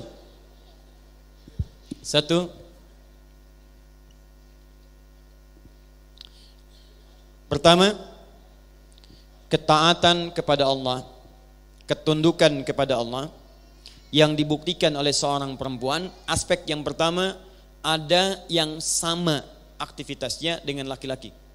Ada yang sama. Ya. Apa diantaranya? Rukun yang 5, ibadah yang 5. Rukun atau pokok yang 5. Agama kita Islam punya 5 pokok. Dalilnya di hadis riwayat Muslim. Ibu kalau punya kitabnya lihat jilid yang pertama, bab muqaddimah, ya, nomor hadis yang ke-8, paling kiri sebelah atas, riwayat Umar bin Khattab radhiyallahu taala anhu. Kalau tidak punya Sahih Muslim, lihat kitab Al-Arba'in karangan Imam An-Nawawi, nomor hadis yang kedua. Nabi ditanya tentang pokok keislaman. Mal Islam an tashhada an la ilaha illallah wa anna Muhammadar Rasulullah wa tuqimas shalah wa tu'tiyaz zakah wa tasuma Ramadan wa tahujjal baita in istata'ta ilaihi sabila. Sekarang fokus, saya ambil satu contoh saja. Dari 5 ini syahadat. Seorang dikatakan muslimah kalau dia bersyahadat. Ibu sudah bersyahadat? Berarti ibu muslimah. Kalau ibu sudah mengatakan muslimah, maka ibu diikat dengan 4 amalan yang lainnya. Saya ambil satu contoh. Amalan pertama salat. Salat, maka berlaku sejajar antara perempuan dengan laki-laki. Ya, laki-laki muslim dia harus salat. Perempuan muslimah dia harus salat. Karena itu kalimat salat ketika diperintahkan oleh Al-Quran menggunakan bahasa yang berlaku untuk laki-laki dan perempuan. Silahkan cek Quran surah kedua Al-Baqarah ayat ke-43, paling kanan di pertengahan. Wa aqimus shalah wa atuz zakah. Kata Allah, hei kalian, tunaikan salat, tunaikan.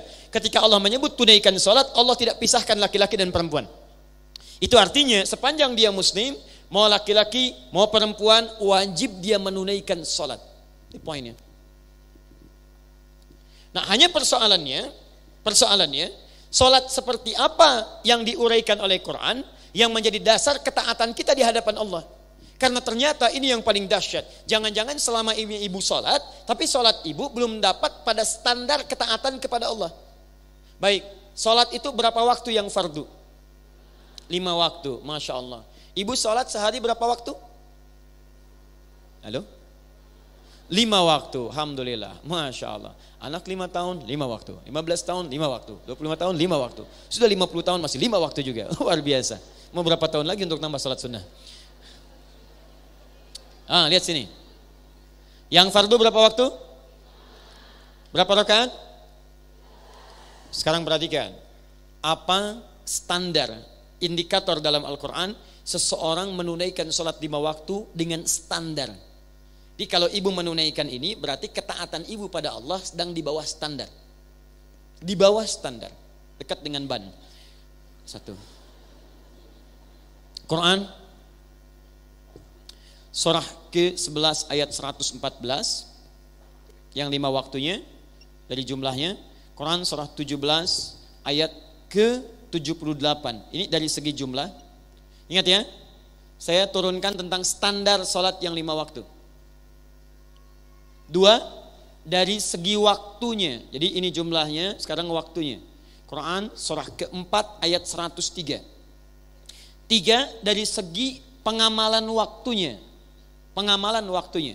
Quran surah kedua Al-Baqarah ayat 238, paling kanan sebelah atas. Penjagaan waktunya. Ini yang paling standar. Ini belum dengan yang sunnah. Baik, perhatikan. Salat 5 waktu, tahu dari mana dalilnya? Karena kita bikin judul Muslimah dalam Al-Quran, keluarkan Qurannya. Quran surah 11 ayat 114. Aqimis salata tarafain nahar wa zulafan minal lail innal hasanati yudhibna sayyiat. 5 waktu.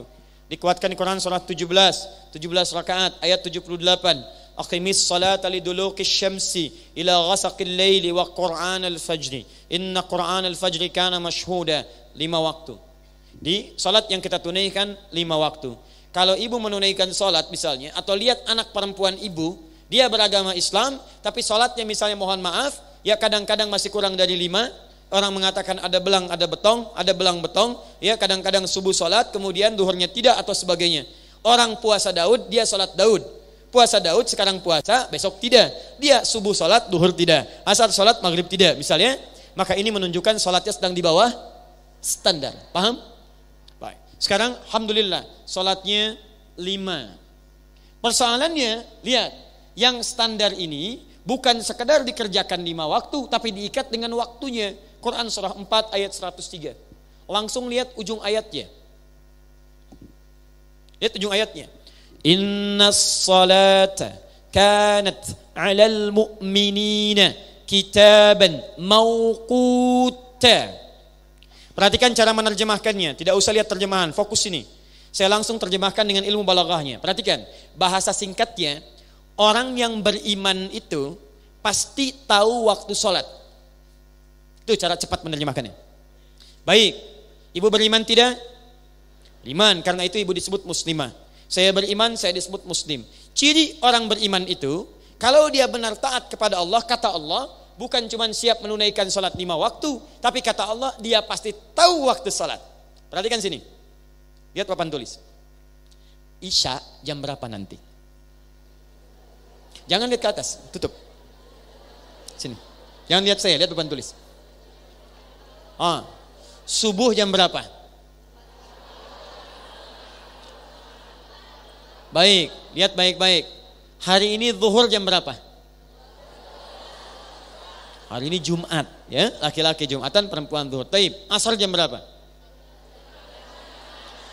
Saya tidak perlu simpulkan, tapi ibu bisa mengukur masing-masing. Jadi kalau untuk waktu sholat saja ibu belum tahu, artinya keadaan ibu sedang di bawah standar Jumat ini. Ibu waktu belanja tahu, waktu gajian suami tahu, ya, waktu masak tahu, waktu ngantar anak tahu, dan semua itu ketika diketahui ibu akan tinggalkan. Bukankah ketika seorang kemudian wafat dikatakan oleh seseorang telah meninggal dunia? Kalimat meninggal dunia itu bukan sekadar menunjukkan dia wafat, tapi dia meninggalkan semua urusan dunianya. Di masak ibu akan tinggalkan, setrika ibu akan tinggalkan, ngantar anak ibu akan tinggalkan, terima uang belanja ibu akan tinggalkan, segala ibu tinggalkan. Yang ibu bawa adalah bekal akhiratnya. Kalau urusan akhirat tidak ibu ketahui waktu dan keadaannya, bagaimana ibu bisa pulang dengan tenang? Sekarang kan orang mudik saja, silahkan cek saat mudik lebaran. Setiap orang mudik itu akan tenang kalau dia punya bekal. Dan tidak sedikit orang tidak mudik karena merasa tidak punya bekal. Saya pernah tanya seseorang, kenapa tidak mudik? Gak ada bekal, Ustaz. Yang punya bekal luar biasa. Sebelum dia berangkat, dia sudah kabari, besok aku pulang. Masya Allah. Motornya cuman motor bebek, bekalnya singa, Bu. Belakang. Motor tambah pelepah pisang, tambah kardus lagi, tambah macam-macam. Karena dia punya bekal. Begitu berangkat dia kasih tulisan di belakang kardusnya, aku datang sayang. Masya Allah, tulis sama dia. Karena mau pulang. Mudik dan dia punya bekal.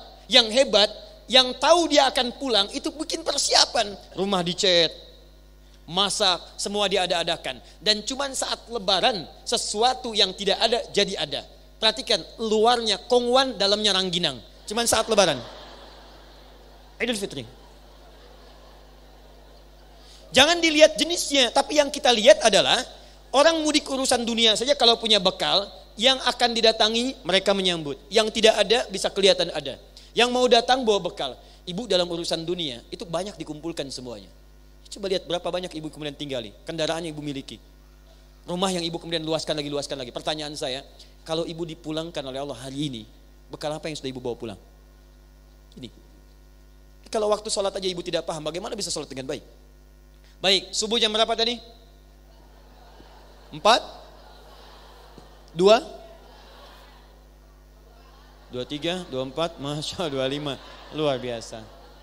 Wah, terjadi perbedaan pendapat tentang waktu sholat subuh ya. Mungkin daerahnya beda-beda. 4, 24.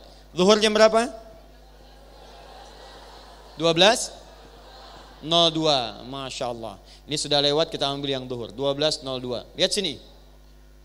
5 waktu. Waktunya sudah tahu, alhamdulillah. Ternyata kata Quran, jangan cukup sekedar tahu waktunya, jaga waktunya.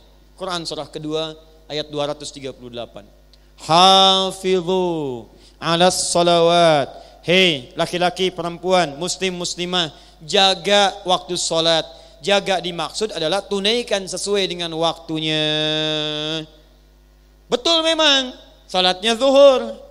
Betul tahu waktunya 12:02. Tapi ketika ditunaikan salatnya, waktu salat 12:02, dia salat jam 2:12. Gak nyambung. Ya, duhai ibu yang mencita-citakan surga. Duhai ibu yang surganya ingin surga Firdaus. Duhai ibu yang ingin masuk surga tanpa hisab. Duhai ibu yang ingin bersanding dengan Rasulullah beserta istri-istrinya. Pertanyaan saya, berapa banyak salat yang sudah ibu maksimalkan itu? Ini baru fardunya, apalagi dengan sunnahnya. Sekarang saya bandingkan dengan seorang istri Nabi SAW, namanya Sayyidah Maimunah. Tercantum dalam hadis riwayat At-Tirmidzi nomor hadis 414. Saya bacakan hadisnya. Sekarang ibu bandingkan keadaan ibu dengan istri Nabi dimaksud. Lihat sini. Man shalla, kalau Rasulullah SAW, satu kali Rasulullah SAW bersabda, man shalla itsnatai asyrata rak'atan.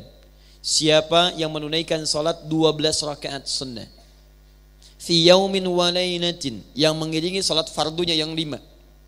Dia ada 12 jenis salat sunnah, mengiringi salat fardu yang 5. Arba'an qabla dhuhri, 4 rakaat sebelum zuhur. Teknisnya bisa dikerjakan 4 sekaligus atau 2-2. Rak'ataini ba'daha, 2 rakaat setelahnya. 4 tambah 2 berapa? 6. Rak'ataini ba'dal maghrib, 2 rakaat setelah maghrib. 6 tambah 2? 8. Rak'ataini ba'dal isya, 2 rakaat setelah isya. Tambah 2, 10. Rak'ataini qabla subhi, 2 rakaat sebelum subuh. 12. Perhatikan. Bunya lahu bihinna baitun fil jannah. Kalau dia konsisten sampai wafatnya menunaikan 12 rakaat itu, Allah akan balas untuknya, membangunkan satu rumah di surga untuknya. Satu rumah di surga.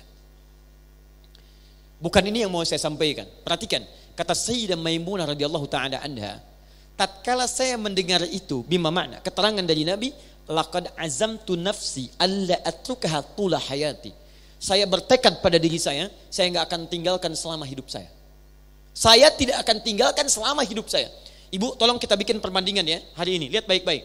Sayyidah Maimunah itu istri Nabi, keluarga Nabi. Jelas turun ayat mengatakan semua istri Nabi dengan Nabi di surga. Istri Nabi, keluarga Nabi dengan Nabi di surga, masuk surga tanpa hisab, surga tingkat paling tinggi, bersanding dengan Nabi. Begitu mendengar kalimat Nabi ada salat sunnah 12 rakaat selain yang fardu, kata beliau, saya tidak akan tinggalkan selama hidup saya. Ahli surga, istri Nabi, dekat dengan Nabi, sesurga dengan Nabi, surga tingkat paling tinggi. Saya tidak akan tinggalkan salat sunnah 12 rakaat. Bandingkan sekarang dengan muslimah. Saya tidak sebutkan ibu. Cek. Anda istri Nabi? Bukan. Sahabat Nabi? Bukan. Tetangga Nabi? Bukan. Kerabat Nabi? Bukan. Belum ada ayat menjamin ibu masuk surga tanpa hisab. Belum ada ayat mengatakan ibu akan di surga bersama Nabi. Belum ada ayat mengatakan ibu akan langsung masuk surga Firdaus. Pertanyaan saya, coba cek bandingkan dengan semangat yang tadi. Jangankan yang sunnah, yang 5 saja masih di bawah standar.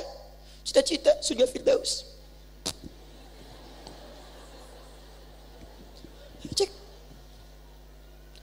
Duhai yang merindukan surga Firdaus, ayo. Istri Nabi saja masih berjuang.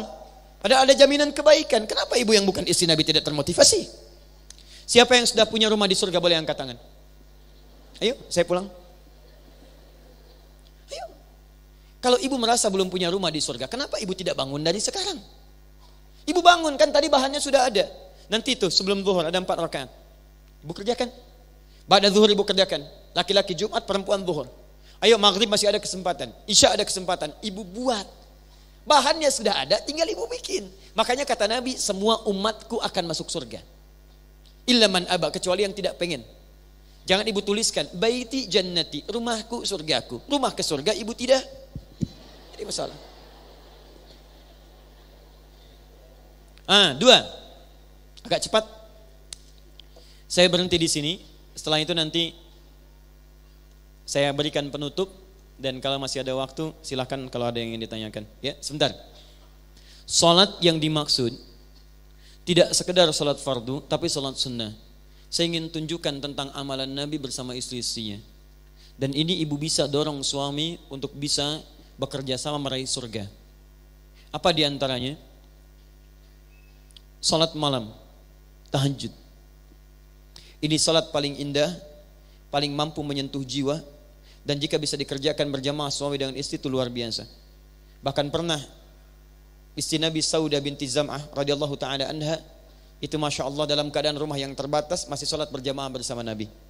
Ya, sampai bagian kepalanya mengenai bagian belakang Nabi sallallahu alaihi wasallam. Tapi indah pada momentum itu. Perhatikan baik-baik. Hadis riwayat Al-Bukhari nomor hadis 2010. Paling kanan sebelah bawah di kitab ini. Satu kali Sayyidah Aisyah ditanya tentang kebiasaan salat malamnya Nabi sallallahu alaihi wasallam. Konon dikisahkan 3 orang sahabat yang bertanya. Huzaifah al-Yamani, Abdullah bin Mas'ud, kemudian satu lagi ada sahabat Ubay bin Ka'ab. Tiga-tiganya bertanya pada Sayyidah Aisyah, kaifa kanat salatun Nabi sallallahu alaihi wasallam? Bagaimana sifat salat malamnya Nabi sallallahu alaihi wasallam? Kata Sayyidah Aisyah, la tas'al an husnihinna wa tunihinna. Jangan ditanyakan bagaimana panjang dan bagus bacaannya. Indahnya luar biasa. Tapi poinnya kata para ulama, dari mana Sayyidah Aisyah tahu kebiasaan Nabi kalau beliau pun tidak biasa bangun malam? Dibayangkan suaminya ahli surga, seorang Nabi, tapi itu tidak menghentikan pertemanan beliau dalam ibadahnya dengan Nabi SAW. Sampai-sampai yang luar biasa, itu hadis-hadis yang meriwayatkan tentang kebiasaan Nabi di rumah itu disampaikan oleh istri-istrinya. Ibu pernah dengar Nabi ketika beliau memotivasi istrinya untuk bangun malam. Pernah dengar hadis ini? Lihat, rahimallahu amra'an, Allah merahmati seorang suami yang mencipratkan air di wajah istrinya supaya dia bangun menaikkan salat malam. Seperti Allah merahmati seorang istri yang mencipratkan air di wajah suaminya supaya ia bangun malam. Pernah dengar hadis itu? Tapi tolong baca hadisnya dengan baik ya. Jangan pulang dari sini malam-malam punya rencana tahajud. Masya Allah, suami nggak ada rencana. Pulang capek pekerjaan, ibu bawa gelas diisi air. Sling, Masya Allah. Kenapa mah? Sunnah Nabi Pak. Oh, Masya Allah sunnah Nabi. Baik, lihat baik-baik cara bacanya hadis itu, maksudnya Anda kompak bersinergi dengan suami menghidupkan ibadah malam. Ternyata Masya Allah, sholat malam itu ketika disebutkan di hadis Nabi, itu bukan hanya sifat bagi seorang muslim, tapi sudah jadi kebiasaan bagi seorang muslimah sejak zaman Nabi SAW. Saya berikan rahasia pada ibu buka Quran surah ke-51 ayat 15 sampai 23. Ibu bisa kerjakan itu dengan keluarga, ibu dijamin di ayat itu masuk taman surga sekeluarga.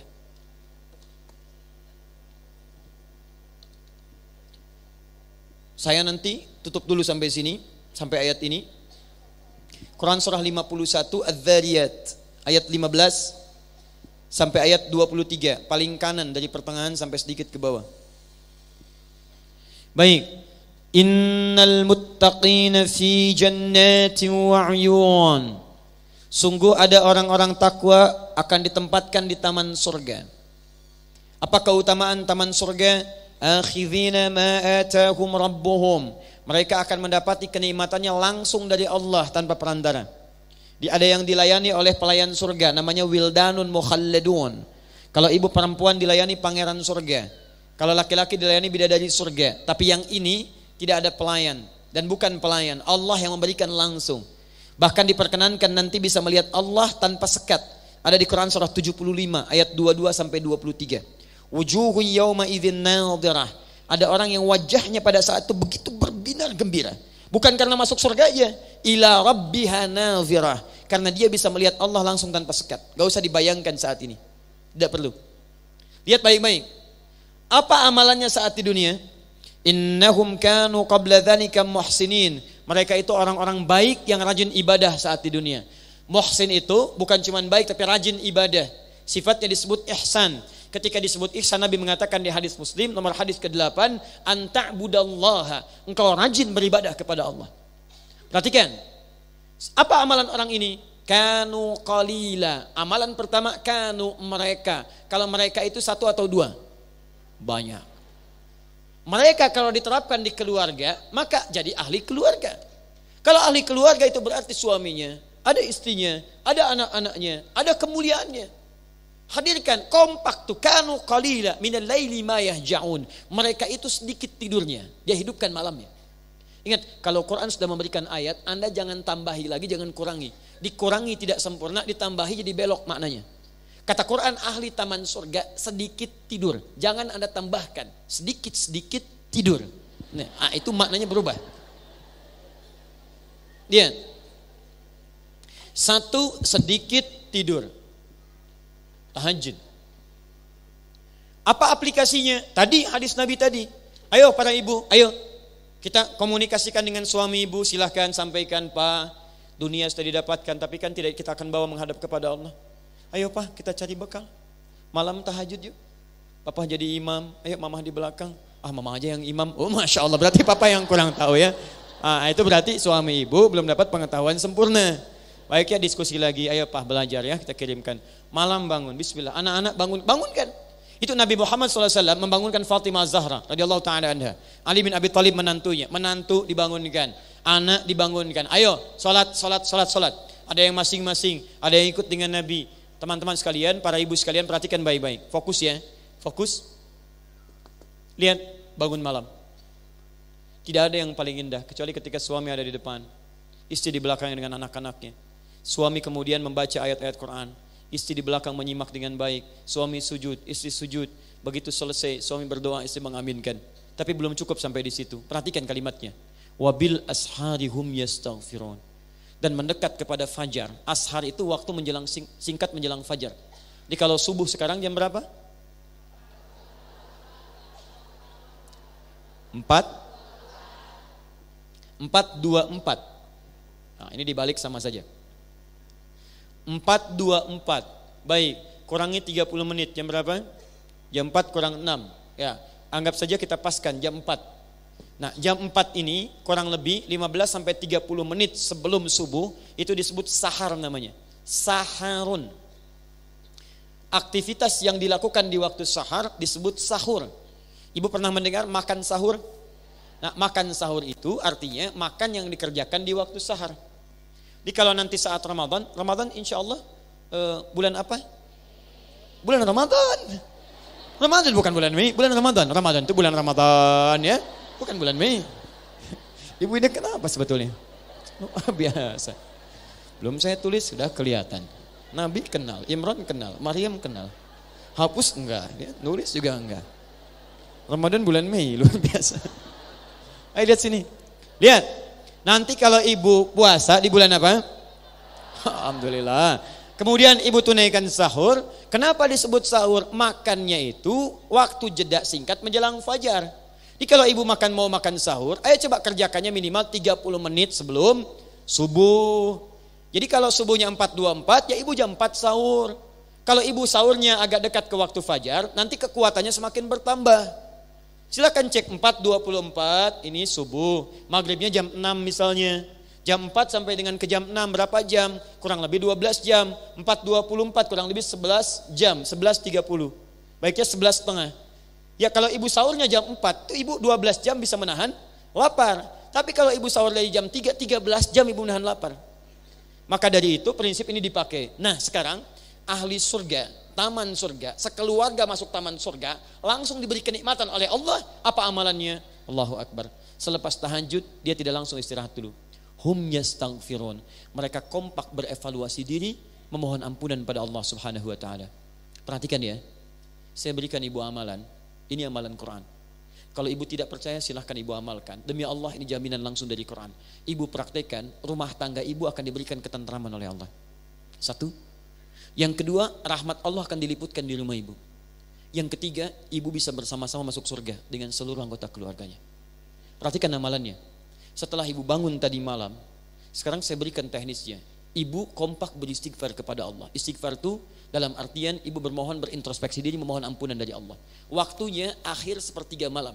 Ini sudah ada hadis qudsi jelas menunjukkan di waktu ini Allah berpeluang memberikan ampunan. Bahkan Allah tanyakan kepada hambanya, man istaghfara liya ghafartu lah. Siapa yang mohon ampunan padaku saat ini, aku ampuni seketika. Lihat baik-baik Bu ya. Cara praktek sederhananya. Ibu sudah ibadah, walaupun sholatnya misal terpisah atau ingin berjamaah, tapi untuk yang ini coba kumpul bareng-bareng satu ruangan. Ibu, suami dengan anak-anak. Kalimat Qurannya hum, mereka. Yastaghfirun, kompak bermuhasabah istighfar. Cara memulainya, misal kalau saya laki-laki, saya mulai dari suami. Ya, saya hadapkan pada diri keluarga saya. Maafkan saya. Kalau selama ini saya belum bisa jadi suami yang baik. Anak-anak, maafkan ayah. Kalau selama ini ayah belum bisa jadi ayah yang baik. Banyak kekurangan yang ayah dapatkan saat ini, yang boleh jadi Allah belum ridho dengan sikap ayah saat ini.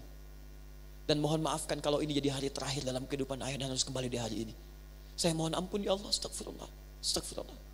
Ibu sambut di situ, Pak, maafkan mama. Kalau hari ini belum bisa jadi mama yang baik, jadi istri yang baik, sesuai dengan apa yang Allah harapkan. Anak-anak mohon maaf, kalau sampai hari ini mungkin mama jadi hari terakhir untuk kehidupan mama. Mohon ampuni saya ya Allah, ampuni saya ya Allah. Yang paling indah ketika anak-anak Anda mengatakan kepada Anda, ini sunnah. Maafkan kami, maafkan Anda. Sampai hari ini belum bisa sholat dengan baik, belum bisa memberikan mahkota, belum hafal Quran, masih banyak berbuat salah. Kemudian satu keluarga istighfar kepada Allah, ampuni kami ya Allah, ampuni kami ya Allah, astagfirullahaladzim, astagfirullahaladzim. Demi Allah saya katakan, saat itu rahmat Allah akan diturunkan di keluarga Anda. Dan yang paling luar biasa, kalau ibu mau coba, mulai malam ini Bu, ibu akan dapatkan ketenangan di rumah tangga Anda. Di begitu ibu bangun beraktivitas, sudah sholat subuh, itu hatinya tenang. Hati tenang, enak, nyaman. Kalau ibu gak percaya, silahkan ibu mulai malam ini. Praktekkan dengan suami. Ibu mulai. Biasanya kalau suami itu sifatnya didorong dengan masukan. Walaupun awal-awal belum terbiasa gak ada masalah. Pak, malam bangun, maafkan mama. Mama banyak salahnya. Memang. Awal-awal begitu. Awal-awal. Ya, nanti kesana-kesananya dia akan mengerti sendiri. Ya, itu biasa itu. Ya. Jelas ya? Kalau ibu nggak percaya, silahkan ibu coba. Malam ini ibu praktekkan tuh rumus Quran. Kalau ibu dapatkan seperti itu, saya jamin demi Allah saya katakan, silahkan bedakan rasanya dengan sebelumnya. Rasakan bedanya dan pasti akan terasa bedanya. Ya kan lain. Ada ketenangan dalam jiwa, ada kenikmatan berinteraksi dengan anggota keluarga. Dan berita baiknya, Quran surah 52 ayat 21. Walladzina amanu. Quran surah 52 At-Tur ayat 21. Walladzina amanu, dan para orang tua yang beriman kepada Allah itu. Wattaba'athum dzurriyyatuhum biimanin, lalu diikuti oleh anak cucunya semua beriman kepada Allah. Kompak tadi, alhaqna bihim dzurriyyatahum. Kami akan kumpulkan semuanya mulhaq. Mulhaq itu berdempetan, Bu. Jadi kalau saya pegang kertas begini, di belakang spidol ini, kemudian ada mic begini dempet. Nah, nanti ada satu keluarga masuk surga, masuknya berdempetan begini. Siapa mereka itu? Tadi yang saya sebutkan sifatnya. Jadi kalau ibu pernah melihat cucunya, anaknya di muka bumi, coba rasakan apakah kemudian melihat lagi nggak di akhirat nanti. Karena pernah ada keluarga Nabi Nuh berpisah dengan anaknya, Nabi Lut berpisah dengan istrinya. Itu dikisahkan oleh Allah, bukan untuk menjadi kisah dan dongeng semata, bukan, tapi memberi pelajaran pada kita supaya kita bisa merawat keluarga dengan baik. Ya, ini baru satu yang saya tunjukkan, ada sifat-sifat yang lainnya. Tapi karena waktunya terbatas, saya khawatir ada beberapa pertanyaan yang ingin disampaikan. Saya berikan kesempatan dulu, ada sekitar 15 menit untuk berdiskusi. Kalau tidak ada, saya berikan kesimpulan dan saya teruskan sedikit. Ada ya? Maaf, saya ingin perjelas dulu. Ibu jelas uraiannya? Paham ya? Itu terakhir saya cek kembali ya. Kita bahas baru sekitar 30% dari materi yang ada di Quran ya. Bismillah. Waalaikumsalam warahmatullahi wabarakatuh. Ustaz, ada beberapa hal yang ingin saya tanyakan. Mohon maaf nanti kalau saya bacakan satu dulu di antara yang banyak persoalan. Kalau perempuan menjadi imam sholat, di manakah berdirinya? Apakah sejajar dengan makmum atau di depannya? Tayyib. Untuk perempuan, hadisnya di An-Nasa'i ketika Sayyidah Aisyah radhiyallahu taala anha meriwayatkan hadis tentang salat perempuan. Jadi disebutkan awsatuhunna, di tengah-tengahnya. Sel ini ya. Ini perempuan muslimah. Kemudian setelah itu datang perempuan lagi. Kiri atau kanan? Kanan. Dia berdiri di sini. Posisinya antara makmum dengan imam, perhatikan baik-baik. Ini sejajar. Perempuan tidak lebih maju. Kalau laki-laki, dia bisa maju sedikit. Jadi kalau laki-laki punya dua pilihan, dia bisa sejajar. Hadis riwayat Abu Daud nomor hadis 1369. Di Al-Bukhari nomor hadis 181. Hadisnya riwayat Ibnu Abbas radhiyallahu taala anhuma. Ibnu Abbas menginap di rumah bibinya Sayyidah Maimunah, bangun malam hari, kata beliau Rasulullah SAW itu bangunnya lebih dari malam sedikit atau kurang dari pertengahan malam sedikit. Begitu bangun beliau duduk dulu, fajalasa. Ya, kemudian famasaha atharan naum biyadi, mengusap menghilangkan bekas ngantuk dengan tangannya. Setelah itu membaca 10 atau 11 ayat terakhir surah Ali Imran. Setelah itu berdoa, alhamdulillahilladzi ahyana ba'dama amatana wa ilaihin nusyur. Setelah itu pergi beliau ila syinin mu'allaqah, ke tempat tertutup kamar mandi, fayatawadda, kemudian berwudu. Setelah itu berangkat ke tempat salatnya. Begitu salat, Ibnu Abbas radhiyallahu taala anhuma itu berdiri di belakang Nabi. Oleh Nabi ditarik, disejajarkan dengan Nabi. Di pilihan pertama, kalau ada ayah laki-laki, kemudian makmumnya laki-laki, satu orang anak misalnya malam hari dia salat, maka boleh sejajar. Ya, yang kedua, boleh posisinya lebih ya depan dibandingkan dengan makmumnya. Di ini misalnya imamnya, ini makmumnya di sini. Tapi perempuan tidak, imam di sini, makmum sejajar. Datang lagi satu perempuan. Lihat kalau laki-laki datang satu, dia berikan isyarat, bisa ditepuk misalnya. Ya, tepuk, ini mundur, bikin saf di belakang. Perempuan tidak. Sesama perempuan tidak perlu saling colek, tidak perlu saling tepuk. Perempuan masuk ke sini langsung kirinya. Ya. Jadi ini imamnya, ini makmum yang kanan. Begitu datang satu lagi, masuk kirinya di sini. Ya, tidak pakai kiri. Ini. Datang lagi, kanan lagi sini. Datang lagi, kiri lagi. Jadi imamnya tetap yang paling tengah. Paham ya? Taim. Keterangannya dari Sayyidah Aisyah radhiyallahu taala anha.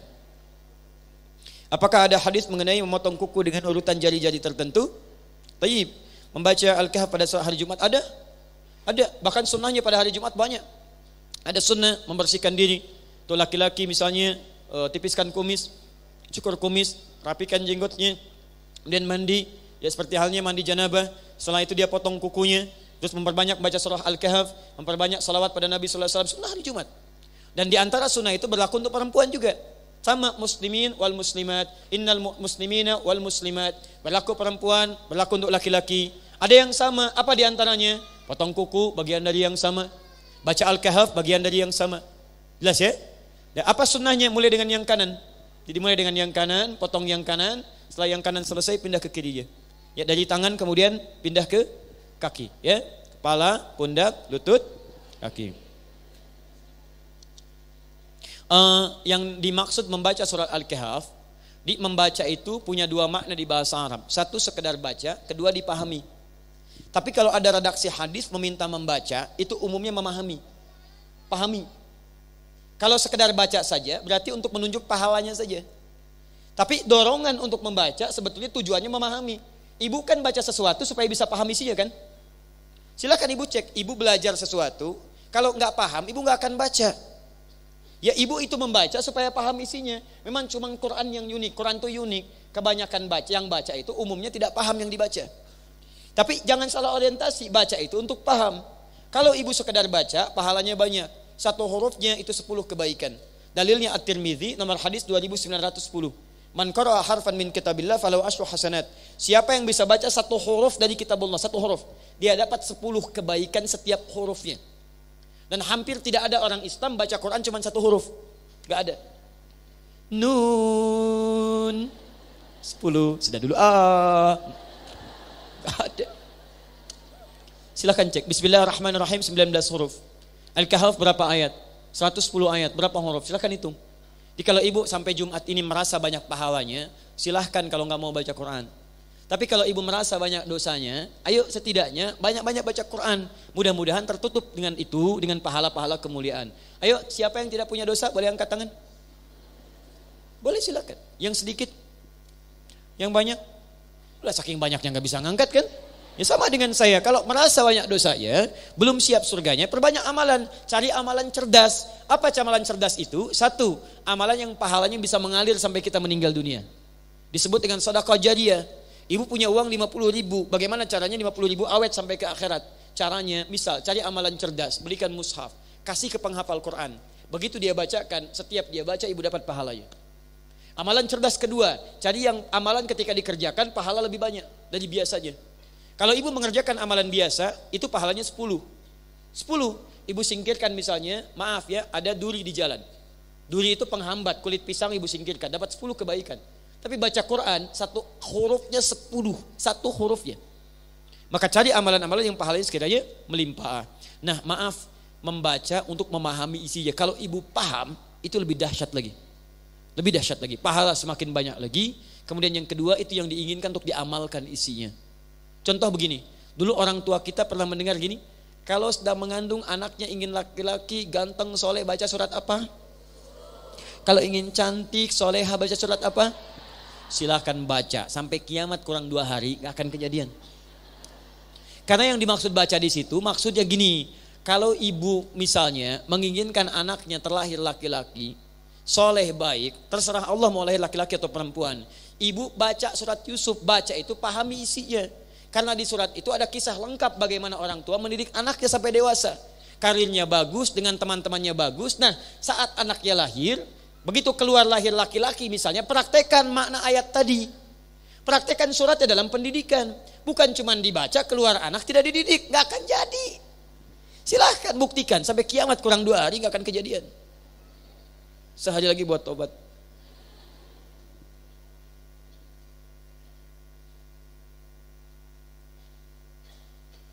Suara wanita sama dengan suara pria dalam pemilihan umum di negeri demokrasi.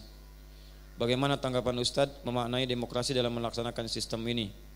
Tanya gini, kita sering diskusi dengan para ulama, tokoh-tokoh dan sebagainya. Bahkan terakhir ada imam dari Kuba, dari kota Nabi datang untuk berdiskusi.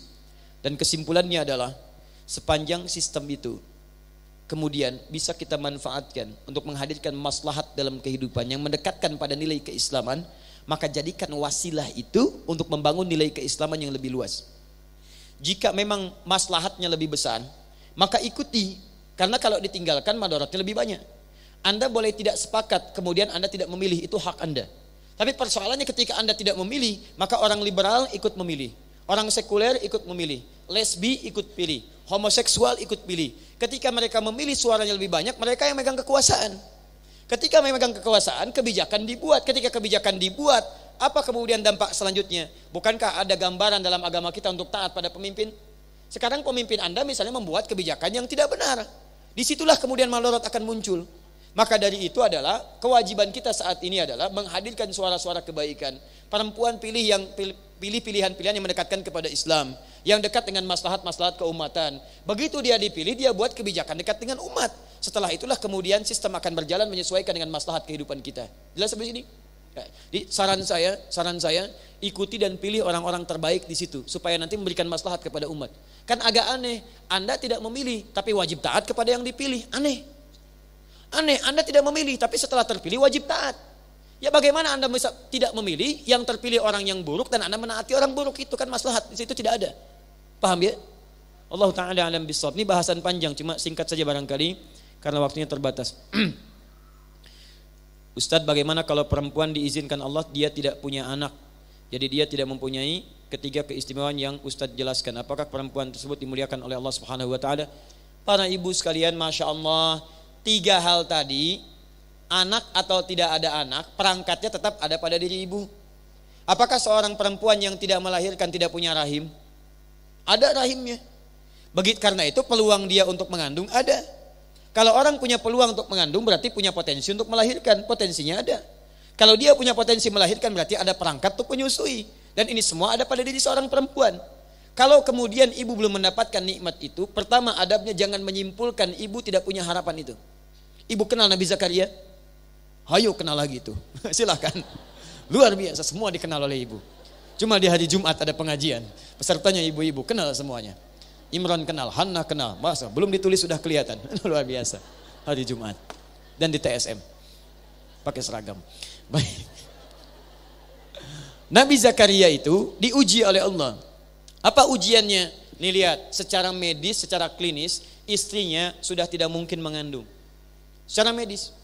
Maafkan saya kalau bahasanya kurang menyenangkan. Tapi ini pembuktian medis. Bahasa medis, divonis 1 sudah monofos. Kedua, divonis mandul.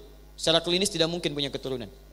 Monofos, mandul, suaminya rambutnya sudah memutih, sepuh, fisiknya sudah letih. Secara klinis, apakah mungkin pasangan ini masih bisa memiliki keturunan? Tidak. Lihat baik-baik. Kalau ibu mendapati situasi yang kata manusia tidak memungkinkan ada solusi, itu langsung tanda dari Al-Quran supaya ibu meninggalkan pendapat manusia. Mintalah kepada Allah yang tidak punya batas. Maka diberikanlah kisah ini, turun surahnya di Quran, surah ke-19 Maryam, ayat ke-3 sampai dengan ayat ke-15 sampai punya anaknya. Amalan untuk mengerjakan ini ada di Quran, surah ke-3 Ali Imran ayat 38 sampai 39. Kisah dahsyatnya disebutkan lagi nanti di Quran surah 21 ayat 89 sampai dengan 90-nya. Ini kisahnya, ini doanya, ini prakteknya dalam salat. Secara singkat, pertama jangan putus asa. Nabi Zakaria mengatakan, Rabbi inni wahanal azmu minni washta'ala ra'su syaiba wa lam akum bidu'aika rabbi syaqiyya. Ya Allah, semua mengatakan saya tidak mungkin punya keturunan. Rambut saya sudah memutih ya Allah, fisik saya sudah letih, istri saya divonis menopause dan mandul, tapi saya punya keyakinan denganmu ya Rabb. Saya tidak putus asa bermohon kepadamu. Saya mohon ya Rabb. Kemudian beliau berdoa, Rabbi la tadharni farda. Jangan biarkan saya meninggal dalam keadaan sendirian, tidak punya keturunan. Apa yang terjadi? Perhatikan amalannya Bu ya. 1, beliau membuat mihrab. Mihrab itu satu tempat yang langsung bisa mendekatkan diri kita dengan Allah. Keistimewaannya disebutkan di Quran, diisyaratkan mihrab itu tempat yang mempercepat terkabulnya doa. Tidak harus di masjid. Ibu di rumah bisa bikin mihrab. Tidak harus dalam bentuk ruangan kalau nggak ada ruangannya. Hamparkan sajadah, sehamparan itu gunakan untuk ibadah saja. Maryam punya mihrab, padahal Maryam belum tentu ke masjid. Maryam punya mihrab. Quran surah ketiga ayat 37. Fataqabbalaha rabbuha biqabulin hasanin wa ambataha nabatan hasana wa kafalaha Zakaria. Kullama dakhala 'alaiha Zakaria al-mihrab, Maryam punya mihrab. Ibu bikin mihrab, Quran surah 3 ayat 37 paling kiri sebelah bawah. Ibu bikin mihrab di rumah, boleh sehamparan sajadah saja Bu, hamparkan kalau enggak ada ruangan. Tapi syaratnya tempat ini hanya bisa digunakan, boleh digunakan untuk ibadah saja, yang lain tinggalkan. Maaf, berdoa di situ, sholat di situ, baca Quran di situ. Ibu kalau urusan dunia keluar. Handphone jangan bawa masuk ke situ. Gak usah diabadikan. Ceklik. Sedang di mihrab berdoa kepada Allah.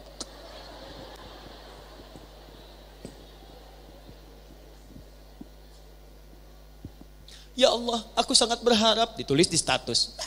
Berdoa itu bukan di Facebook. Berdoa itu bermohon kepada Allah. Ya. Lihat sini baik-baik. Teman-teman sekalian, fokus baik-baik, bikin mihrab. Setelah itu tunaikan salat. Salat, bangun salat malam. Dalam salat minta kepada Allah. Seperti Nabi Zakaria meminta. Quran surah ketiga ayat 38 sampai 39. Hunalika da'a Zakaria Rabbah. Di mihrab itu Nabi Zakaria berdoa bermohon kepada Rabbnya. Qala Rabbi habli min ladunka dzurriyyatan thayyibah. Adab berdoa, kalau ingin memohon cepat dikabulkan, sebut nama Allah yang Al-Asmaul Husna. Itu ada isyaratnya di Quran surah ke-17 ayat 110 sampai 111. Nanti di ujungnya Qulid Allah awid ar-Rahman ayyamma tad'u falahul asmaul husna. Kalau Anda punya masalah, kata Allah jangan mengeluh. Ingat Bu ya, tidak ada ayat keluhan di Quran. Kalau ada ayat satu saja meminta mengeluh, saya orang pertama yang akan mengeluh. Kalau ibu punya masalah, kata Allah jangan mengeluh. Ya Allah, kenapa mesti saya? Why me? Kata Allah, why not? Kenapa tidak? Jangan mengeluh. Apa yang dilakukan? Alih-alih mengeluh, sebut nama Allah, qulin Allah, minta solusi kepada Allah. Awid ar-Rahman, sebut namanya ya Rahman. Tapi lihat rahasianya. Ayyamma tad'u. Kalau Anda punya persoalan dalam hidup, falahul asmaul husna. Allah punya nama terbaik, yang nama itu didesain sesuai dengan kebutuhan masalah kita. Jadi kalau ibu punya masalah, misal, cari nama Allah yang sesuai dengan masalah kita. Ibu punya masalah rizki, suami punya masalah di pekerjaan, sebut namanya ya Allah ya Razzaq. Ibu punya persoalan, ya Allah ya sabar. Misal, ibu punya masalah anak ingin dalam hal pengetahuan, akan kuliah, akan ujian, ya Allah ya alim. Ibu misalnya suami ada yang ganggu, ya Allah ya Jabbar, ya Malik. Ini Nabi Zakaria punya persoalan. Divonis oleh manusia tidak mungkin mendapatkan apapun. Beliau sebut nama Allah yang maha memberi tanpa punya batas. Sifat Allah yang memberi tanpa punya batas disebut dengan Wahhab namanya. Wahhab. Ya Wahhab. Kalau ingin digunakan dalam permintaan, bentuknya kata kerja. Kata kerja itu segera diberikan. Bukan cuma disebut tapi segera diberikan. Robah kalimatnya dari Wahhab jadi hab. Kalau untuk pribadi jadi habli. Kalau untuk banyakan jadi lana, hablana. Rabbana hablana min azwajina wa dzurriyyatina qurrata a'yun. Sekarang Nabi Zakaria berdoa. Lihat, hunalika da'a Zakaria rabbah di mihrab. Qala rabbi habli. Ya Allah, mohon segera anugerahkan kepadaku. Kalau Anda terjemahkan dengan ilmu balaghah, perhatikan cara menerjemahkannya. Duhai Allah, semua mengatakan saya mustahil punya keturunan. Saya sudah berikhtiar ya Rabb, tapi kata mereka saya terbatas. Maka saya mohon kepadamu yang tidak punya batas dalam pemberian. Mohon anugerahkan saya keturunan darimu saja ya Allah. Innaka sami'ud du'a. Engkau pasti mendengar doa saya. Kalau pada yang maha mendengar saja tidak dikabulkan, lantas kepada siapa lagi saya mesti bermohon? Minta malam hari. Begitu bermohon, apa yang terjadi? Lihat ayat 39-nya. Fanadatul malaikatu wa huwa qa'imun yusalli fil mihrab. Annallaha yubashshiruka bi Yahya. Tiba-tiba turun malaikat sedangkan beliau belum selesai salatnya, masih berdiri. Turun malaikat, masih berdiri di mihrab. Jawabannya, Annallaha yubashshiruka bi Yahya. Allah kasih kabar gembira, Anda akan punya anak, langsung namanya dari Allah, Yahya. Yahya itu artinya hidup. Kata Allah, yang mustahil lahir dari rahim seorang perempuan yang menopos dan mandul bayi yang hidup, kata Allah, gak ada yang mustahil bagi saya. Jadi dan hidup dia. Ya. Tapi kalau memang sampai akhir Anda secara medis tidak memungkinkan, bahkan ada yang rahimnya diangkat, ada yang keadaan tidak memungkinkan. Nah, Anda bertanya seperti ini, saya berikan kabar gembira kepada satu perempuan ahli surga yang musibahnya, ujiannya lebih dahsyat dibandingkan dengan Anda. Dia bukan hanya tidak punya keturunan sampai dengan hayatnya, dia disiksa suaminya, dia kemudian dicerca, dia kemudian luar biasa dahsyat kehidupannya sampai digelindingkan batu besar menghancurkan fisiknya. Tapi sebelum wafatnya dia berdoa kepada Allah, Rabbi ibnili baitan fil jannah wa najjini min fir'aun wa amalihi. Ya Allah, saya ikhlas dengan segala ujian kehidupan ini. Saya ikhlas sekalipun saya wafat pada hari ini. Tapi saya mohon ya Allah, ganti segala ujian ini bisa mengantarkan saya mendapatkan satu rumah di surga.